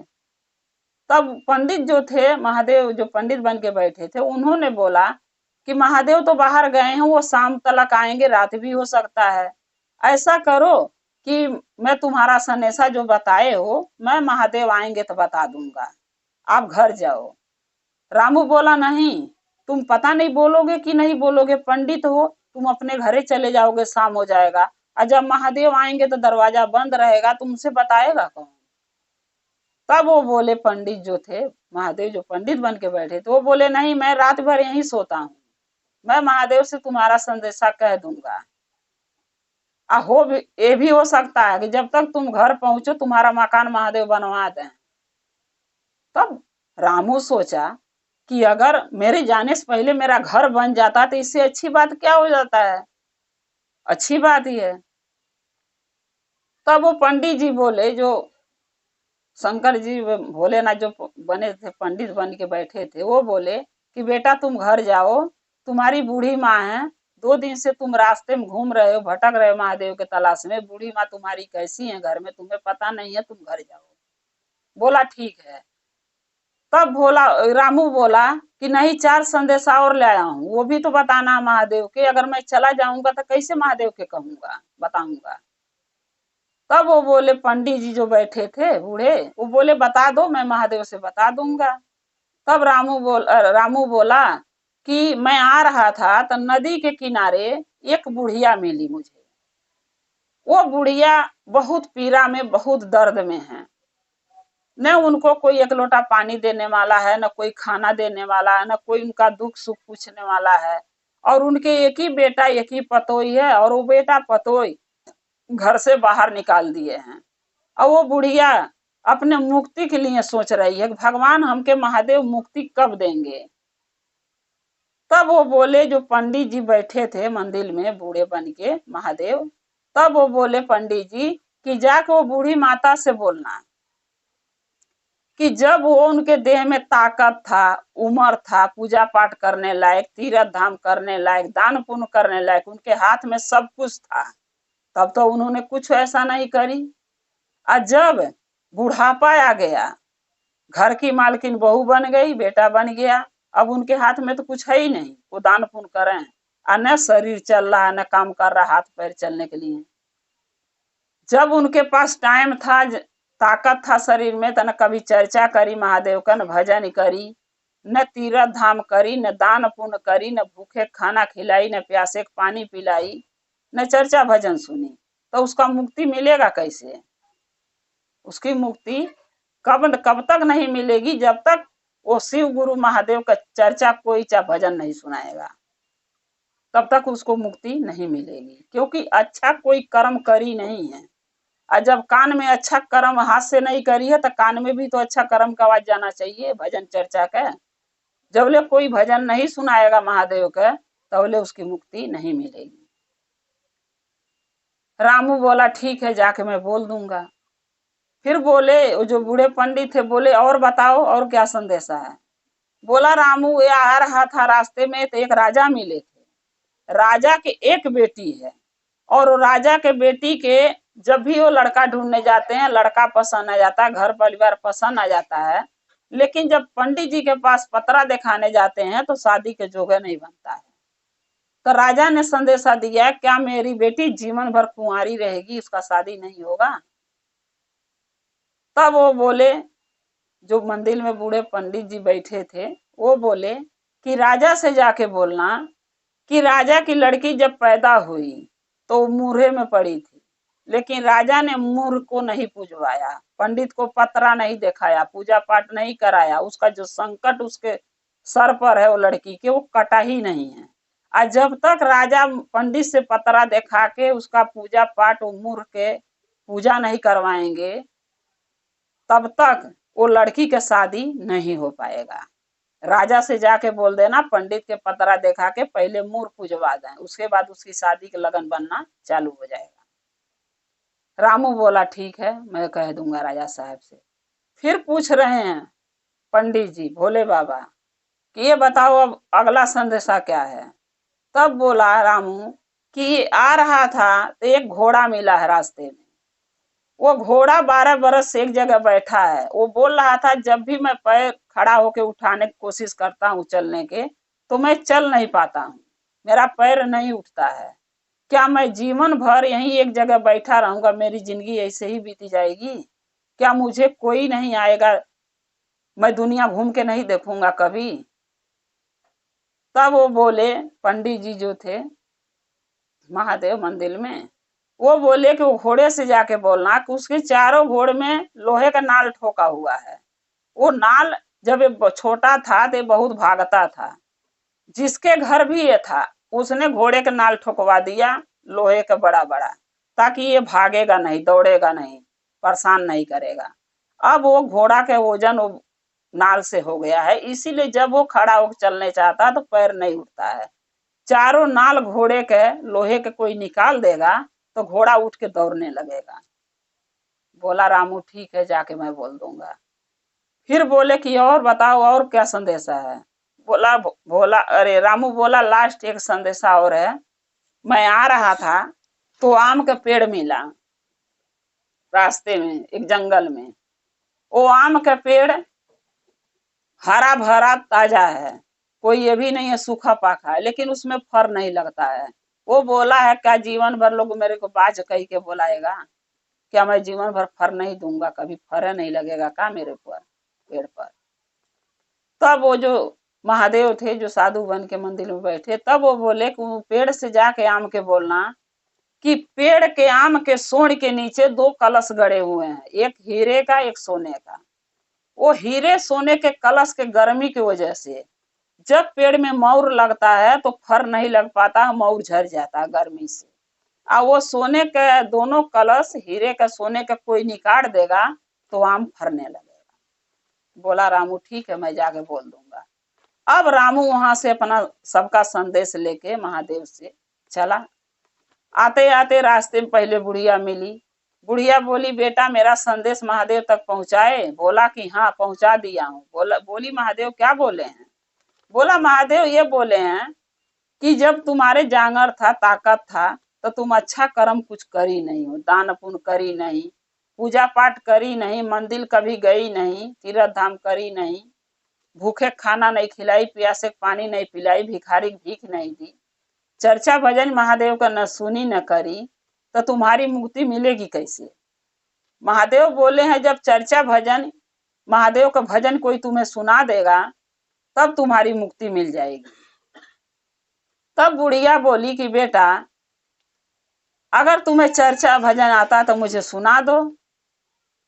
तो बोला कि हाँ बचपन में मेरी माँ बहुत चर्चा भजन करती थी, अभी भी करती है, मुझे एक भजन याद है, वो मैं आपको सुना सकता हूँ। बुढ़िया बोली बेटा मेरे को भजन सुना दो ताकि मेरी ये शरीर से मुक्ति मिले। और एक काम और करना बेटा, अगर मैं मर जाऊं, जब मेरी मुक्ति मिल जाएगी मैं मर जाऊंगी, तो मेरी लाश को तुम जराना, मेरे बेटे बहू को छूने मत देना। क्योंकि जो मेरे बेटा बहू बुढ़ापे में एक बोझ समझ के हमको ले आके नदी के किनारे फेंक गए, मैं नहीं चाहती वो बेटा बहू मुझे छुए और मेरी लाश को जलाएं। जब मैं मर जाऊंगा मेरे लाश को जला देना, मेरे को मुक्ति मिल जाएगी तुम्हारे हाथ से, मैं मुक्ति पाना चाहती हूँ। बोला ठीक है। बुढ़िया माता जो थी नदी किनारे उनको भजन सुना दिया, वो बेचारी मर गई, महादेव के दरबार में पहुंच गई, मर के स्वर्ग के प्राप्त हुई। और ये बेचारा लकड़ी जंगल से तोड़ के बुढ़िया के जला के बेचारी के, और उसकी अस्थियां उसी नदी में विसर्जन करके अपने चला आया। उसको बुढ़िया को मुक्ति दिला दिया बेचारा रामू। फिर आते आते राजा मिले। राजा पूछे मेरा सनेसा रामू क्या महादेव तक पहुंचा दिए? महादेव मिले थे? बोला हाँ मिले थे। मैं महादेव तो नहीं मिले, एक पंडित जी मिले थे, वो बोले महादेव से मैं कह दूंगा, मैं उनको बता के आया हूँ, वो बता देंगे महादेव से। लेकिन उन्होंने ये भी बोला है कि जाके राजा से बोल देना जब आपकी लड़की हुई थी तो मूर्हे में पड़ी थी, आपने मूर्ह नहीं पूजवाया, पंडित जी के पतरा दिखाए होते तो पंडित जी बताए होते, आपने दिखाया नहीं, पंडित बताए नहीं या मूर्ह पूजाया नहीं, इसलिए शादी के जोग नहीं बन रहा है। जब आप पतरा पंडित जी से दिखा के मूर्ह पूजवा देंगे तब जाके आपके बेटी के शादी के जोग बनेगा। बोला राजा बोले ठीक है। वहां से फिर रामू आगे बढ़ा, घोड़ा मिला। घोड़ा बोला कि क्या हुआ, मेरा संदेश राम महादेव तक पहुंचाए रामू? वो मिले थे? बोला हाँ राम महादेव तो नहीं मिले, लेकिन पंडित जी एक मिले थे, उनको मैं बता दिया, वो महादेव से पढ़ा देंगे। बोला क्या पंडित जी बोले हैं? बोला रामू के पंडित जी बोले हैं तुम्हारे घोड़े में चारों घोड़े में लोहे का नाल ठोका हुआ है, और जो नाल निकाल देगा लोहे का तब तुम चलने लगोगे। तुम बचपन में बहुत शरारती थे, बहुत भागते थे, तो जिसके घर में तू थे ना, उस घर के मालिक जो था तुम्हारे घोड़े में पैर में घोड़े का नाल ठोकवा दिया चारों में, इसलिए तुम चल नहीं पा रहे हो, और वो नाल निकल जाएगा लोहे का, तुम चलोगे। घोड़ा बोला रामू तब तुम ही निकाल दो। रामू बोला शाम हो रहा, मुझे घर जाना है, मैं नाल निकालने के चक्कर में पड़ूंगा तो मेरे को रात हो जाएगा, मेरे पास कोई साधन नहीं है। घोड़ा बोला रामू अगर मेरा नाल दोनों घोड़े चारों घोड़े के निकाल देते हो तो मेरे पीठ पर तुम बैठ के अपने घर जा सकते हो, मैं जल्दी पहुंचा दूंगा। रामू बोला ठीक है। चारों घोड़े का नाल निकाल दिया पैर का, और जो घोड़ा है उठ के खड़ा हो गया। रामू को बोला मेरे पीठ पर बैठ जा, मैं लेके चलता हूँ। रामू घोड़े के पीठ पर बैठ के चलने लगा। जाते आगे गया तो आम का पेड़ मिला। आम का पेड़ बोला कि रामू क्या महादेव से तुम मिले थे? महादेव मिले? रामू बोला हाँ मिले थे। बोला क्या बोले हैं? सनेसा पहुंचाए? बोला सनेसा पहुंचा दिया हूँ, और महादेव का मंदिर मिला, महादेव तो मिले नहीं, लेकिन उसमें जो पंडित जी थे उनसे मैं बोल दिया हूँ, वो महादेव के बोल देंगे। बोले हैं, मैं बता दूंगा। आम के पेड़ बोला कि क्या बोले हैं? बोला कि वो पंडित जी बोले हैं कि आम के पेड़ के सोंड के नीचे 2 कलश है। एक सोने का कलश है, सोना भरा हुआ, एक में हीरे, और हीरे सोने के गर्माहट से आम तुम फरते नहीं हो, तुम पर फर नहीं लगता है। जो सोने के और हीरे का कलश निकाल देगा दोनों आम के जड़ से, तब तुम्हारे ऊपर फर लगने लगेगा। तब आम का पेड़ बोला कि ठीक है, तुम ही निकाल दो, और जो निकालोगे हीरा और सोना तुम लेते जाना। तो रामू बोला ठीक है, निकाला।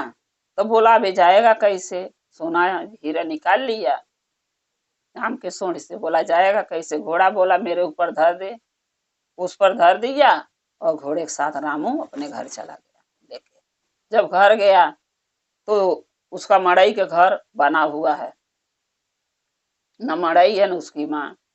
दुआरे पर गार्ड थे, उनसे बोले सब तुम्हारा नाम क्या है? बोला मेरा नाम रामू है। बोला तुम्हारा घर यही है, तुम्हारी माँ अंदर है, जाओ। जब अंदर गया तो देखा इसकी बूढ़ी माँ जो अच्छे अच्छे कपड़े पहरी है, घर में नौकर चाकर धन दौलत घर द्वार सब बना है। फिर अपनी माँ से पूछा रामू ने कि माँ ये कैसे चमत्कार हुआ? रामू की माँ बोली कि बेटा सब महादेव का कृपा है, उन्हीं का किया हुआ है। महादेव से तुम मिलने गए थे ना? बोला मम्मी गया तो था, महादेव तो मिले नहीं, एक बूढ़ा पंडित बैठे थे, उन्हीं से बोल के आया हूँ, और बोले भी थे घर जाओगे तुम्हारा घर बना रहेगा। तब वो जो गुरुबहिना थी बोली बेटा वो कोई बूढ़े पंडित नहीं थे, वो शिव गुरु थे। बोला हाँ। रामू बोला हाँ सच में? बोली हाँ। रामू बोला मम्मी मुझसे बहुत बड़ी गलती हो गई, मैं महादेव के पास जाके महादेव के पास जान नहीं पाया। बोली बेटा कोई बात नहीं, ये महादेव के देनी है, जो हम लोगों के दुख तकलीफ शिव गुरु सारा दूर कर दिए, जो नहीं था वो दे दिए, यही ना तुम चाहते थे? रामू बोला हाँ मम्मी। इसीलिए कहा जाता गुरु भाई गुरु बहिना, महादेव के घर में देर है अंधेर नहीं है। महादेव सब अपने शिष्य शिष्या के लिए करते हैं देर सवेर, लेकिन ये जरूरी नहीं है कि जब हम चाहे तब हमें मिल जाए। अपने समय पर मिलता है कोई भी चीज। जैसे महादेव शिव गुरु रामू के दिए, वैसे सबको दें, मेरी यही कामना है। और अगर मेरा ये चर्चा अच्छा लगा तो कमेंट में लिख के भेजिएगा, चैनल को सब्सक्राइब कर लीजिएगा ताकि मेरी वीडियो आपके पास पहुंचती रहे। हर हर महादेव, घर घर महादेव। महादेव का दया और कृपा सदा आप लोग पर बना रहे। महादेव सदा आप लोग के साथ रहे। जय शिव गुरु महादेव। पहले अपने शिव गुरु के चरणों पर प्रणाम करती हूँ, मैया पार्वती के चरणों पर प्रणाम करती हूँ, नीलम दीदी हरिंदर भैया के चरणों पर प्रणाम करती हूँ, सभी गुरु भाई गुरु बहन के चरणों पर प्रणाम करती हूँ, माता पिता के चरणों पर प्रणाम करती हूँ, मेरे प्रणाम को स्वीकार। गुरु भाई गुरु बहना एक कथा सुनाने जा रही हूँ, कृपा करके कथा के ध्यान से सुनिएगा। ध्यान से सुनने से ज्ञान मिलता है, आधी अधूरी कथा नहीं सुनना चाहिए क्योंकि शिव गुरु का अपमान होता है। पूरा कथा सुनने से कथा के रहस्य के बारे में पता चलता है, कथा में क्या बताया गया है, क्या समझाया गया है, कथा क्या सुनने से कथा क्या ज्ञान मिलता है, पूरा कथा सुनने से पता चलता है। इसलिए कथा को पूरा सुनना चाहिए।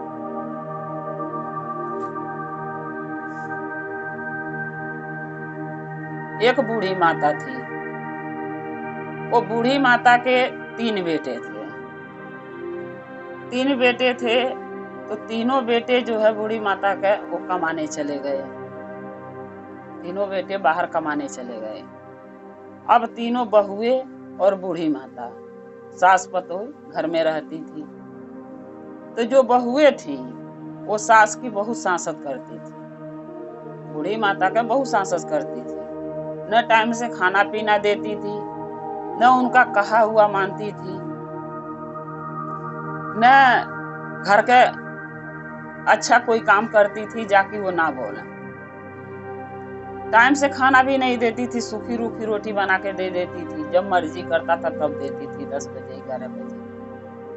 अब जब आदमी पुरानिया हो जाता है तो उसको तो टाइम से खाना चाहिए। जैसे बच्चे थोड़ा थोड़ा खाना खाते हैं दिन भर में कई बार, वैसे बूढ़े आदमी का पेट होता है, थोड़ा थोड़ा वो खाएगा लेकिन कई बार सोचेगा मिल जाए।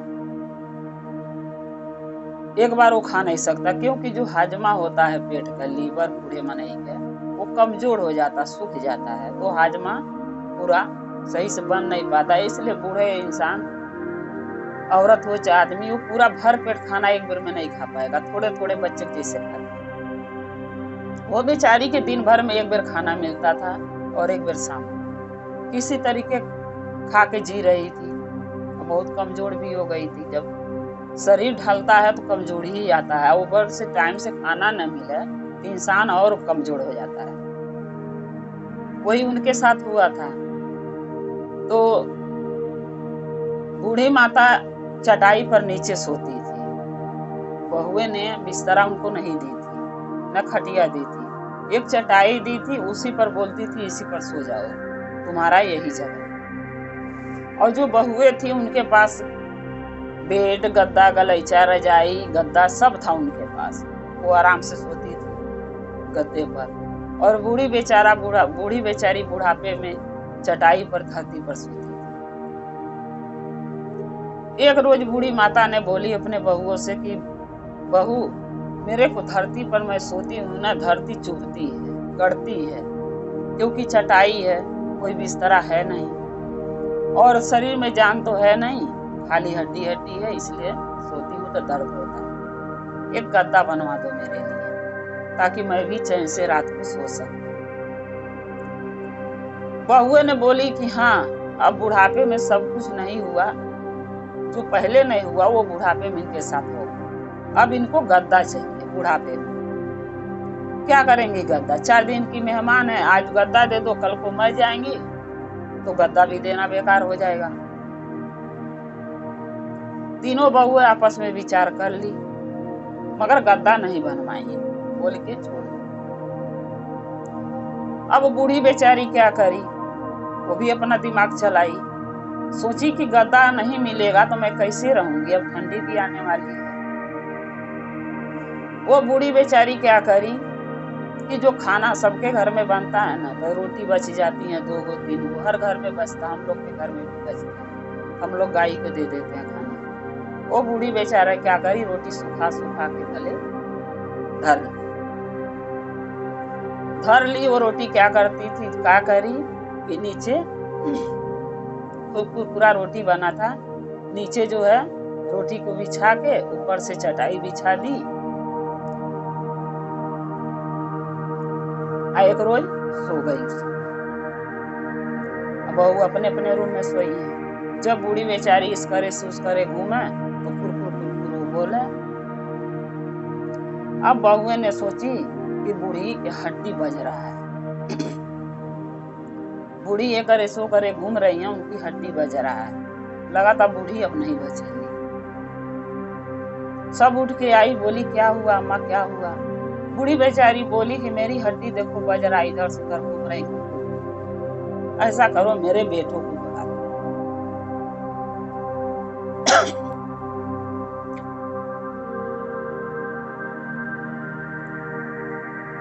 मेरे बेटे आ जाएंगे तो अपना भेंट हो जाएगा। बहुए ने सोची बूढ़ी माता सही कर रही है, बेटे के बुला दो, नहीं कुछ हो जाएगा तो हमारे ऊपर दोष आ जाएगा। तीनों बहुए अपने अपने पति के बुलाई, तीनों के पति आए। बड़ा वाला बेटा गया माँ से मिलने, बोला मम्मी क्या हुआ, तबीयत खराब है? बोली बेटा मुझे एक गद्दा बनवा दो, गद्दा रहेगा तो मैं चैन से सुकून से सोऊंगी, मेरे को नीचे धरती गड़ती है चटाई पर।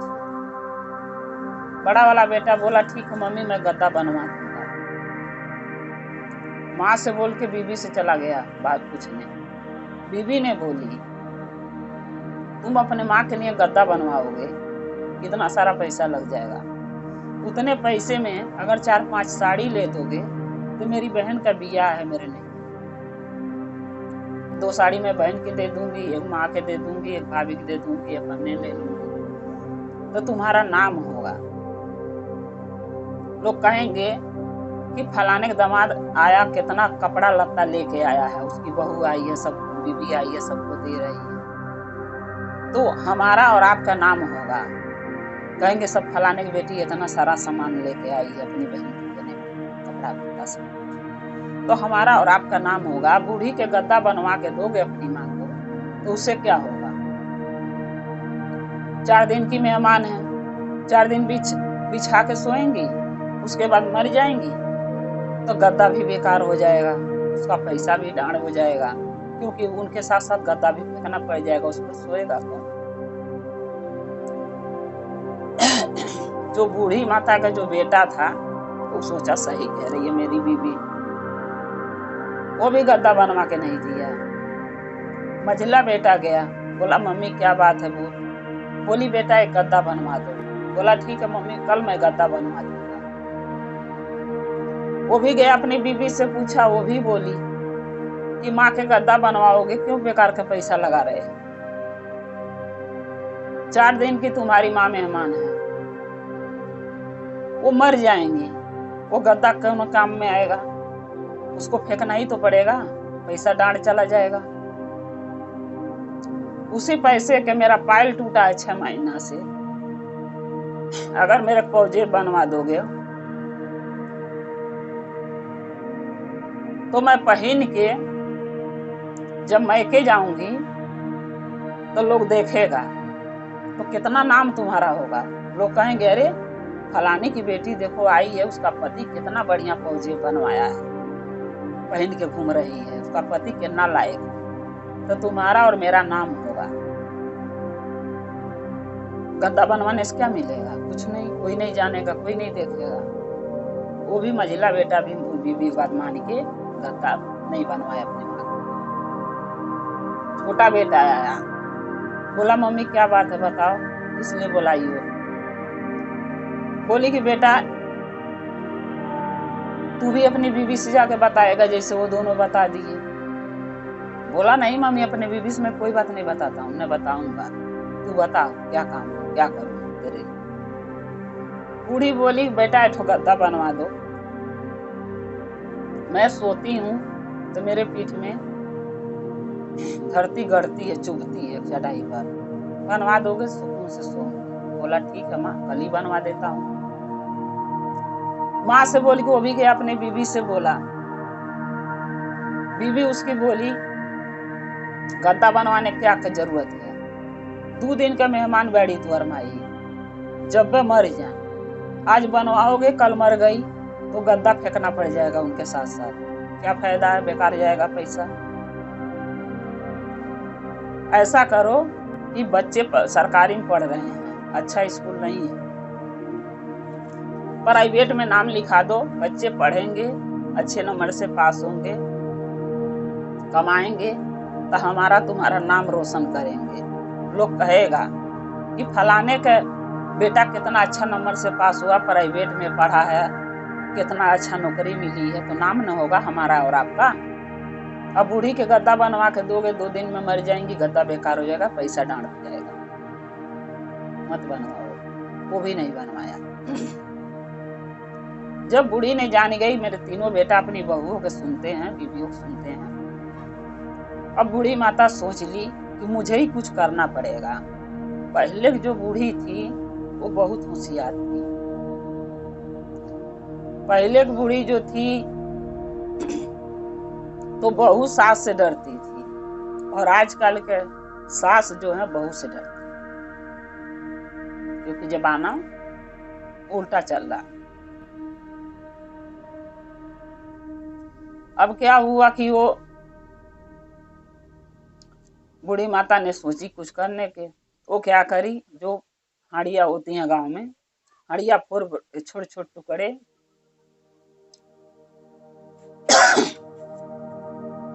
ले आके रख ली, नीचे बिछा के ऊपर से चटाई डाल के बूढ़ी माता सो गई रात में। अब जौने करे घूमे चर चर चर चर चर चर चर चर बोला, तीनों बहू तीनों बेटे जग गए। बोले तीनों बेटे अपने अपने बीवियों से कि अगर हम गद्दा बनवा के दे दिए होते तो मेरी माँ मरती नहीं। देख मेरी माँ का हड्डी बज रहा है, ये करे वो करे घूम रही है, मेरी माँ की हड्डियां टूट रही, आवाज आ रहा है, और मेरी माँ अब नहीं बचेगी, मर जाएगी। तुम तीनों की गलती है। तीनों बूढ़ी के बेटा अपने अपने बीवियों से लग के डांटे। वो तीनों बोली चल के देखते हैं ना मर गई कि जिंदा है। अब बूढ़ी क्या करी, सोच गई कि आ रहे हैं सब, तो एकदम सांस को अपने रोक ली, चारों पांव चित होके पड़ गई जैसे इंसान मर जाता है। अब बेटा आया हाथ पकड़ के, जैसे ऐसे कर रहा, लद से हाथ नीचे गिर जा, पैर उठावे पैर गिर जा, मुड़ी घुमावा तो मुड़ी वैसे ही जैसे घुमा वैसे रह जा। अब तीनों बेटा तीनों बहू जान गए कि बूढ़ी मर गई, जबकि बूढ़ी माता मरी नहीं थी, वो जीवित थी। इन लोगों के सबक सिखाने के लिए ऐसा वो कर रखा। सोचे मर गई। अब तीनों बेटा आपस में विचार किए कि माँ जिंदा थी तो उसको गद्दा बनवा के तो दिए नहीं, अब माँ गद्दा के लिए तरसते तरसते मर गई। ऐसा करते हैं कि अब गद्दा बनवा के उसके ऊपर माँ के लाश के रख के फिर शमशान में ले जाएंगे चलाने, ताकि मेरी माँ के आत्मा के शांति मिलेगा। तीनों कोई 2000, कोई 5000, कोई 10,000 निकाला और गद्दा खूब बढ़िया मोटा गद्दा बनवाए तीनों मिलके बेटा। अब उस गद्दे पर अपनी माँ को सुता दिए और ले गए शमशान जलाने। वहां जाके क्या किए कि लकड़ी उपड़ी तीनों 3 पेड़ पर चढ़ के तोड़ लिए और लकड़ी नीचे बिछा के ऊपर से महतारी के गद्दा सुता दिए और फिर चल गए लकड़ी। तीनों भाई बोले कितना तो होगा नहीं, एक बार और तीनों जन एक एक पेड़ पर चढ़ के लकड़ियां तोड़ के और ऊपर से लाके धर के तब माँ को जला देंगे, मर गई है तो। जब दोबारा तीनों लकड़ी तोड़ने गए, बस बूढ़ी वहां से उठ गई, उठ के गद्दा लेके भाग गई, चली गई वहां से। तीनों बेटा आए तो देख रहे हैं कि न बूढ़ी माता है उसकी माँ है न गद्दा है। तीनों बेटा बहुत परेशान कि मरी हुई माँ कहाँ चली गई, दिख ही नहीं रही है, गई तो कहाँ गई। ये चक्कर में तीनों परेशान। उसके बाद क्या हुआ कि तीनों वहां से खोज के जंगल से घरे चले आए। अब बूढ़ी माता वहां से जो निकली देख उन्हीं के आने के बाद घरे पहुंची, पहले नहीं आई, बाद में आई। घरे आकर अपने अपने बीवियों से पूछे कि माँ के देखी आई है घर पे। अब वो तीनों कह रही हैं तुम्हारी माँ मर गई थी तो कैसे घरे आ जाएंगे। अब वो तीनों लगे बोलने, लड़का बूढ़ी माता का कि अरे माँ तो वहाँ है ही नहीं, न मम्मी है न गद्दा है, वो तो लेके चली गई गद्दा सोते, मम्मी कहाँ गई। तो छोटा वाला बेटा बोला कि भैया देखो मम्मी वो दे आ रही है गद्दा लेके। जब देखा तो उसकी बूढ़ी माँ आ रही थी। अब तीनों बेटा बोले, पूछने लगे कि माँ तू मर गई थी तो जिंदा कैसे हुई। अब बुढ़िया बेचारी बोली कि बेटा तुम लोगों के सबक सिखाने के लिए मैं मरी थी, क्योंकि मैं सांस रोक के नाटक कर रखी थी, मरी नहीं थी, सांस रोक रखी थी, ताकि तुम लोगों के मैं सबक सिखा सकूं। तुम लोगों के छोटी सी लेके पोस पाल के मैं बड़ा करी, शादी ब्याह करी, पढ़ाई लिखाई, तो तुम लोग मेरे साथ क्या किए। आज तक मैं जीवन में कभी तुमसे कुछ नहीं मांगी, एक गद्दा मांगी ताकि मैं सुकून से रात को सो सकूं, चटाई मिला सोने की। तुम लोगों ने क्या किया कि मुझे एक गद्दा नहीं दे सके, क्योंकि काजे 2 दिन का मेहमान ही है, मर जाइए तो गद्दा फेंकना पड़ जाएगा। और बीवियों के लिए हर चीज तुम देते हो, उसके बारे में एक बार भी नहीं सोचते हो कि बीवी को क्यों देता हूँ, लेकिन माँ के बारे में 10 बार सोचते हो, बीवी से राय लेते हो दूं कि ना दूं। तो मैं भी कुछ न कुछ सोचना पड़ेगा ना मुझे भी, तो मैं भी सोची कि तुम लोगों के सबक कैसे सिखाऊं, सो मैंने ऐसा करी। तब तीनों बेटा तीनों बहुएं सोचने लगे कि हमें सबक सिखाने के लिए मेरी माँ इतना बड़ा कदम उठाई,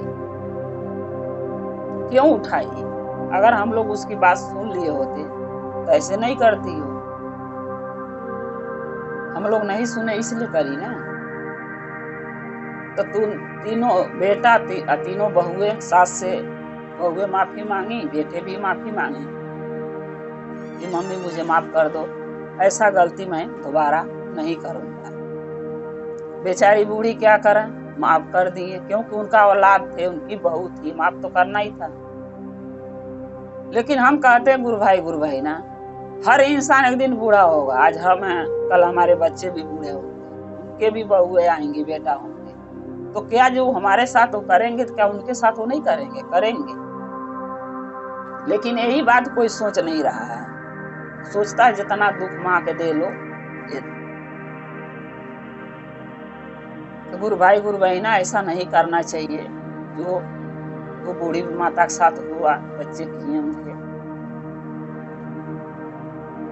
गुरु भाई ना, अगर मेरा ये चर्चा अच्छा लगा कमेंट में लिख के जरूर भेजिएगा। चैनल को सब्सक्राइब कर लीजिएगा ताकि मेरी वीडियो आपके पास पहुंचती रहे। नई नई वीडियो जो भी मैं डालती हूँ कथा आपके पास पहुंचता रहे, और आपका हमारा रिश्ता शिव परिवार से ऐसे जुड़ा रहे। हम शिव परिवार एक साथ बन के जुड़े रहे। हर हर महादेव, घर घर महादेव। महादेव का दया और कृपा आप लोग पर सदा बना रहे। महादेव सदा आप लोगों के साथ। जय शिव। पहले अपने शिव गुरु के चरणों पर प्रणाम करती, मैं पार्वती के चरणों पर प्रणाम करती, मेरा प्रणाम को स्वीकार कीजिए। गुरु भाई ना, कथा सुनाने जा रही हूँ, कृपा करके ध्यान से सुनिएगा। ध्यान से सुनने से ज्ञान मिलता है। आधी अधूरी कथा नहीं सुनना चाहिए, क्योंकि शिव गुरु का अपमान होता है। कथा पूरा सुनने से कथा के रहस्य के बारे में पता चलता है और ज्ञान भी मिलता है, इसलिए कथा को पूरा सुनना चाहिए। एक गांव में मियाँ बीवी दोनों रहते थे। वो मियाँ बीवी जो दोनों थे, उनके औलाद नहीं थे। औलाद नहीं थे, औलाद के लिए कहाँ कहाँ डॉक्टर को दिखाए, कहाँ कहाँ वैद्य हकीम को दिखाए। बहुत दिन के बाद उनको औलाद होगा। उसको बहुत जतन से पोसे पाले। जब लड़का 5 साल का हुआ तभी वो मियाँ जो पति था उसकी औरत का, वो मर गया। वो औरत अकेली बच्चे के पोसी पाली, मेहनत मजदूरी करके पढ़ाई लिखाई, दूसरे घर में झाड़ू पोछा करती थी, क्योंकि कंपनी में बच्चे लेके जाती थी तो कोई काम नहीं करने देता था, लोग भगा देते थे।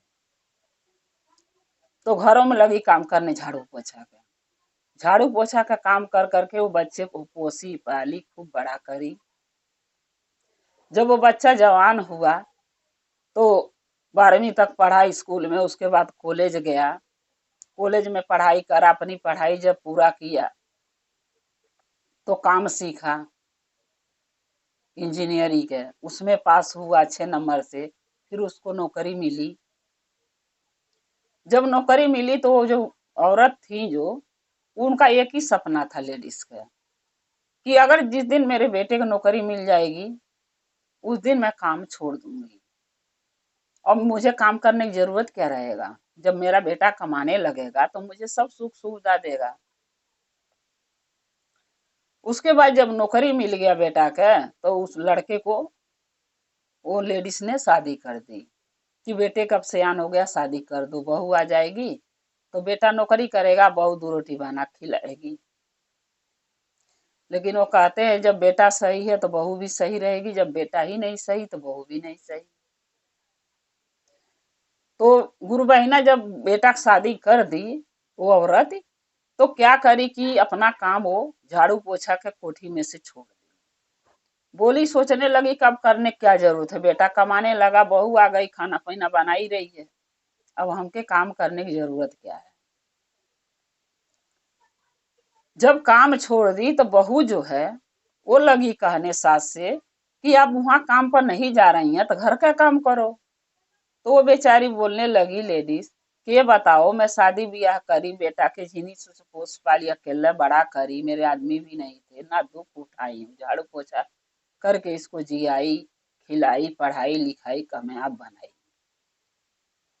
आज अगर मैं काम नहीं कर रही हूँ तो तुम घर का काम करने के लिए आई हो ना, करो, अब बनाओ खिलाओ मुझे। तो बोली नहीं, अगर वहां काम करने छोड़ दियो तब वही काम तुम्हें घर में करना पड़ेगा, झाड़ू पोछा। मैं नहीं करूंगी।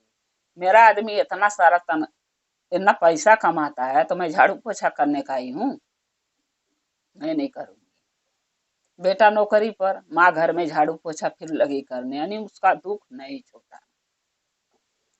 फिर बेचारी वो लेडीज झाड़ू पोछा अपने घर में लगी करने, बहू के करवाने लगी, बहू वो करने लगी।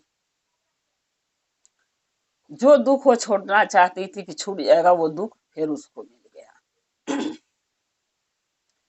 फिर उसके बाद जो है, काफी दिन के बाद बेटा आया कमा के। माँ बहुत खुश हुई बेचारी लेडीज, मेरा बेटा आ गया, अब तो मेरी बात जरूर सुनेगा। बेटा से बोली, बेटा छोटी सी से तुमसे पोस पाल के तुम्हें इतना बड़ा करी, तुम्हें काम धंधा सिखाई, तुम्हें कामयाब बनाई, तुम्हारी शादी करी कि बहू आएगी, 2 रोटी बना खिलाएगी, घर का काम करेगी। आज वो बहू हमसे सारा काम करवाती है, झाड़ू पोछा बर्तन कपड़ा सब मैं धोती फीसती करती हूँ, खाना तक बनवाती है। क्या तुम अपने बहू के बोल नहीं सकते हो? तो लड़का बोला, माँ मैं क्या बोलूं, अगर आप दूसरे के घरों में काम कर सकती हो,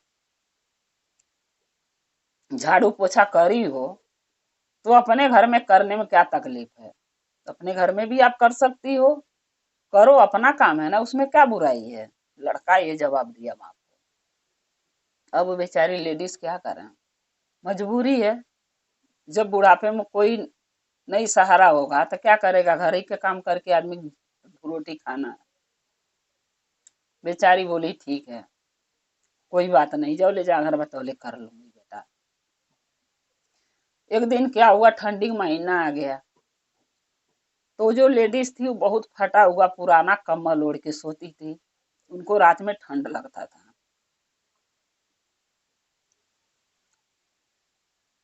वो अपने बेटा से बोली कि बेटा अगर एक नया कम्बल दे देते तो मेरे को ठंड लगता है, रात में आराम से ओढ़ के सोती।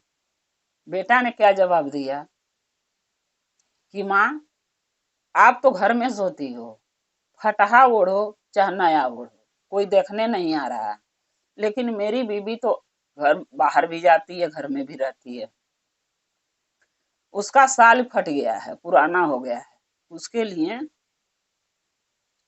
सोल किनना जरूरी है ठंडी में, आपके लिए कम्बल फिर कभी किन दूंगा।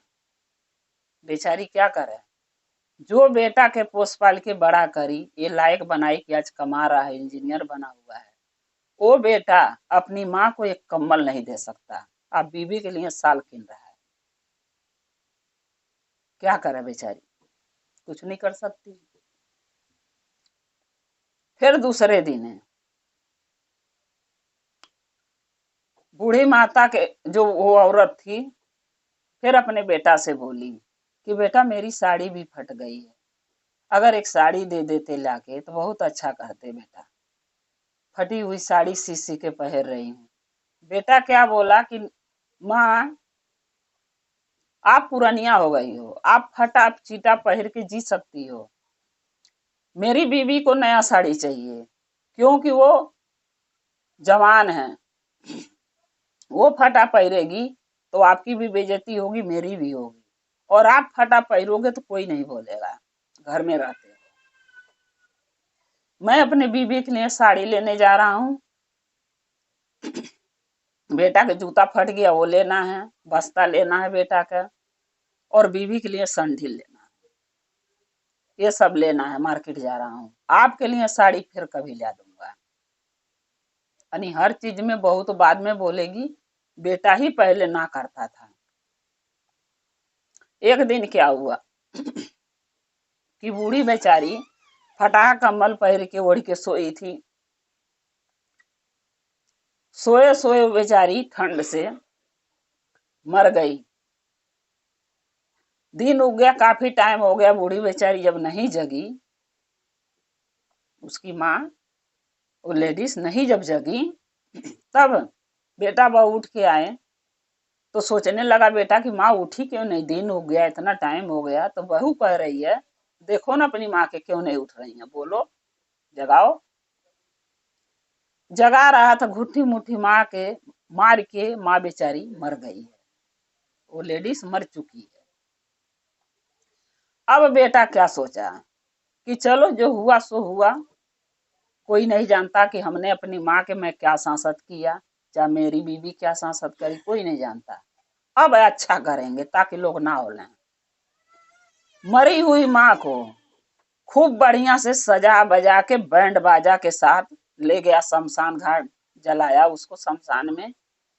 और जला के आने के बाद खूब बढ़िया से धूम धड़क्का से काम क्रिया किया। काम क्रिया करके खूब बढ़िया से दान पुण्य सिज्जा वज्जा खूब बढ़िया बढ़िया दिया, ताकि देखो ये आदमी देख के ये सोचे कि ये लड़का अपनी माँ को बहुत मानता था, इसलिए उसने खूब बढ़िया दिखाने के लिए खूब अच्छा से काम क्रिया किया। 4-5 गांव के लोगों के खूब खिलाया पिलाया, और पंडित लोगन के खिलाया, दान पुण्य किया, खूब मनो अच्छे से खिलाया पिलाया, नाम कराया अपना।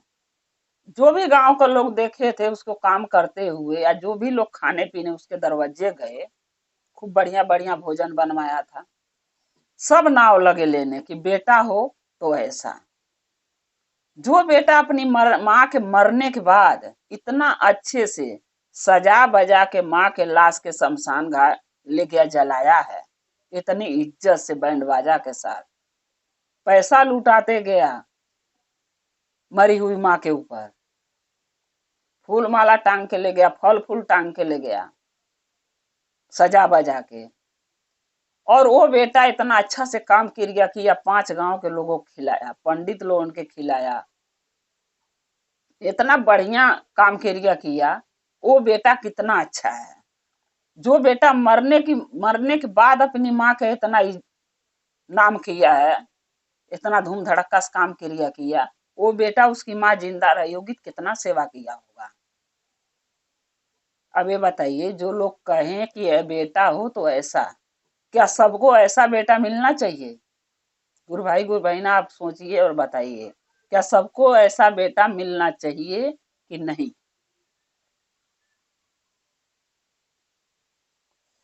मेरे नजर में तो ऐसा बेटा किसी को न भगवान दें। क्यों? जब माँ जिंदा रहती है तो बेटा और बहू, न बहू सास के इज्जत करती है, न सास के पूछती है, न सेवा सुवित करेगी, न उसको टाइम से खिलाएगी पिलाएगी। और बेटा के भी यही है, जबले माँ जिंदा है तबले बेटा माँ के लिए कुछ नहीं करेगा, बीवी के लिए करेगा, जो करेगा बीवी के लिए। बीवी है तो बेटा है, माँ से बेटा थोड़ी ना है, बीवी से बेटा आया है, माँ से बेटा नहीं हुआ है। माँ क्या है? माँ के तो ये सोच के बेटा छोड़ देते हैं कि बूढ़ी हो गई है, कुछ दिन का मेहमान ही मर जाएगी, लेकिन बीवी तो अभी हमारे साथ जिएगी, इसलिए बीवी के लोग मानता है, माँ के नहीं। और दिखाने के लिए वही बेटा काम क्रिया, बेटा बहू के ना धूम धड़ाका कर रहे हैं कि लोग देख के नाम लें। तो गुरु भाई गुरु बहना, मैं इतना ही जानती हूँ, इतना ही आप लोगों से कहूंगी कि जो बेटा अपनी माँ के जियतबे अपनी माँ के सेवा नहीं किया, अपनी माँ के दुख नहीं समझा, माँ के बात ही नहीं सुना, वो बेटा अगर बहू अगर मंदिर में 10 बार माथा जाके पटका महादेव के सामने, चाहे देवी देवता के सामने, भगवान उसका कभी नहीं सुनेंगे, कभी नहीं सुनेंगे। क्योंकि भगवान भी यही कहते हैं, पहले घर में अपनी माँ बाप के पूजो, उसके बाद मेरे को आके पूजो। अगर माँ बाप के नहीं इज्जत कर सकते हो तो मेरी इज्जत करके तुम कुछ भी नहीं पाओगे, क्योंकि मैं तुम्हें माफ ही नहीं करूंगा। पहले माँ बाप हैं, उसके बाद मैं हूं। तो जो बेटा बहू अपने माँ बाप के, अपने सास ससुर का सेवा कर लेते हैं, वो सारा तीर्थ धाम उनको मिल जाता वहीं पे, कहीं जाने की जरूरत नहीं पड़ती है, न मंदिर, न तीर्थ, न धाम, न पूजा, न पाठ, सब चीज माँ के चरणों में है। जो बेटा बहू नहीं करते हैं वो 100 बेर भी मंदिर जा, कभी उनको फलित नहीं होगा मंदिर जाना, कभी भगवान उनको, उनके ऊपर दया और अपना कृपा नहीं करेंगे। माँ के आंखें में एक आंसू 100 पाप के बराबर होता है, लेकिन यही बच्चे नहीं समझते हैं। गुरु भाई गुरु बहिना, अगर मेरा ये कथा अच्छा लगा तो कमेंट में लिख के भेजिएगा, चैनल को सब्सक्राइब कर लीजिएगा। जो भी मैं नया नया वीडियो डालती हूँ वो वीडियो आपके पास पहुंचती रहेगी, और आप हमारे वीडियो को देखते रहिए, ऐसे प्यार देते रहिए, और हमारा और आपका रिश्ता शिव परिवार से ऐसे ही जुड़ा रहेगा। हर हर महादेव, घर घर महादेव। महादेव की कृपा और दया आप लोग पर सदा बनी रहे। महादेव शिव गुरु सदा आप लोग के साथ रहें। जय शिव गुरु महादेव।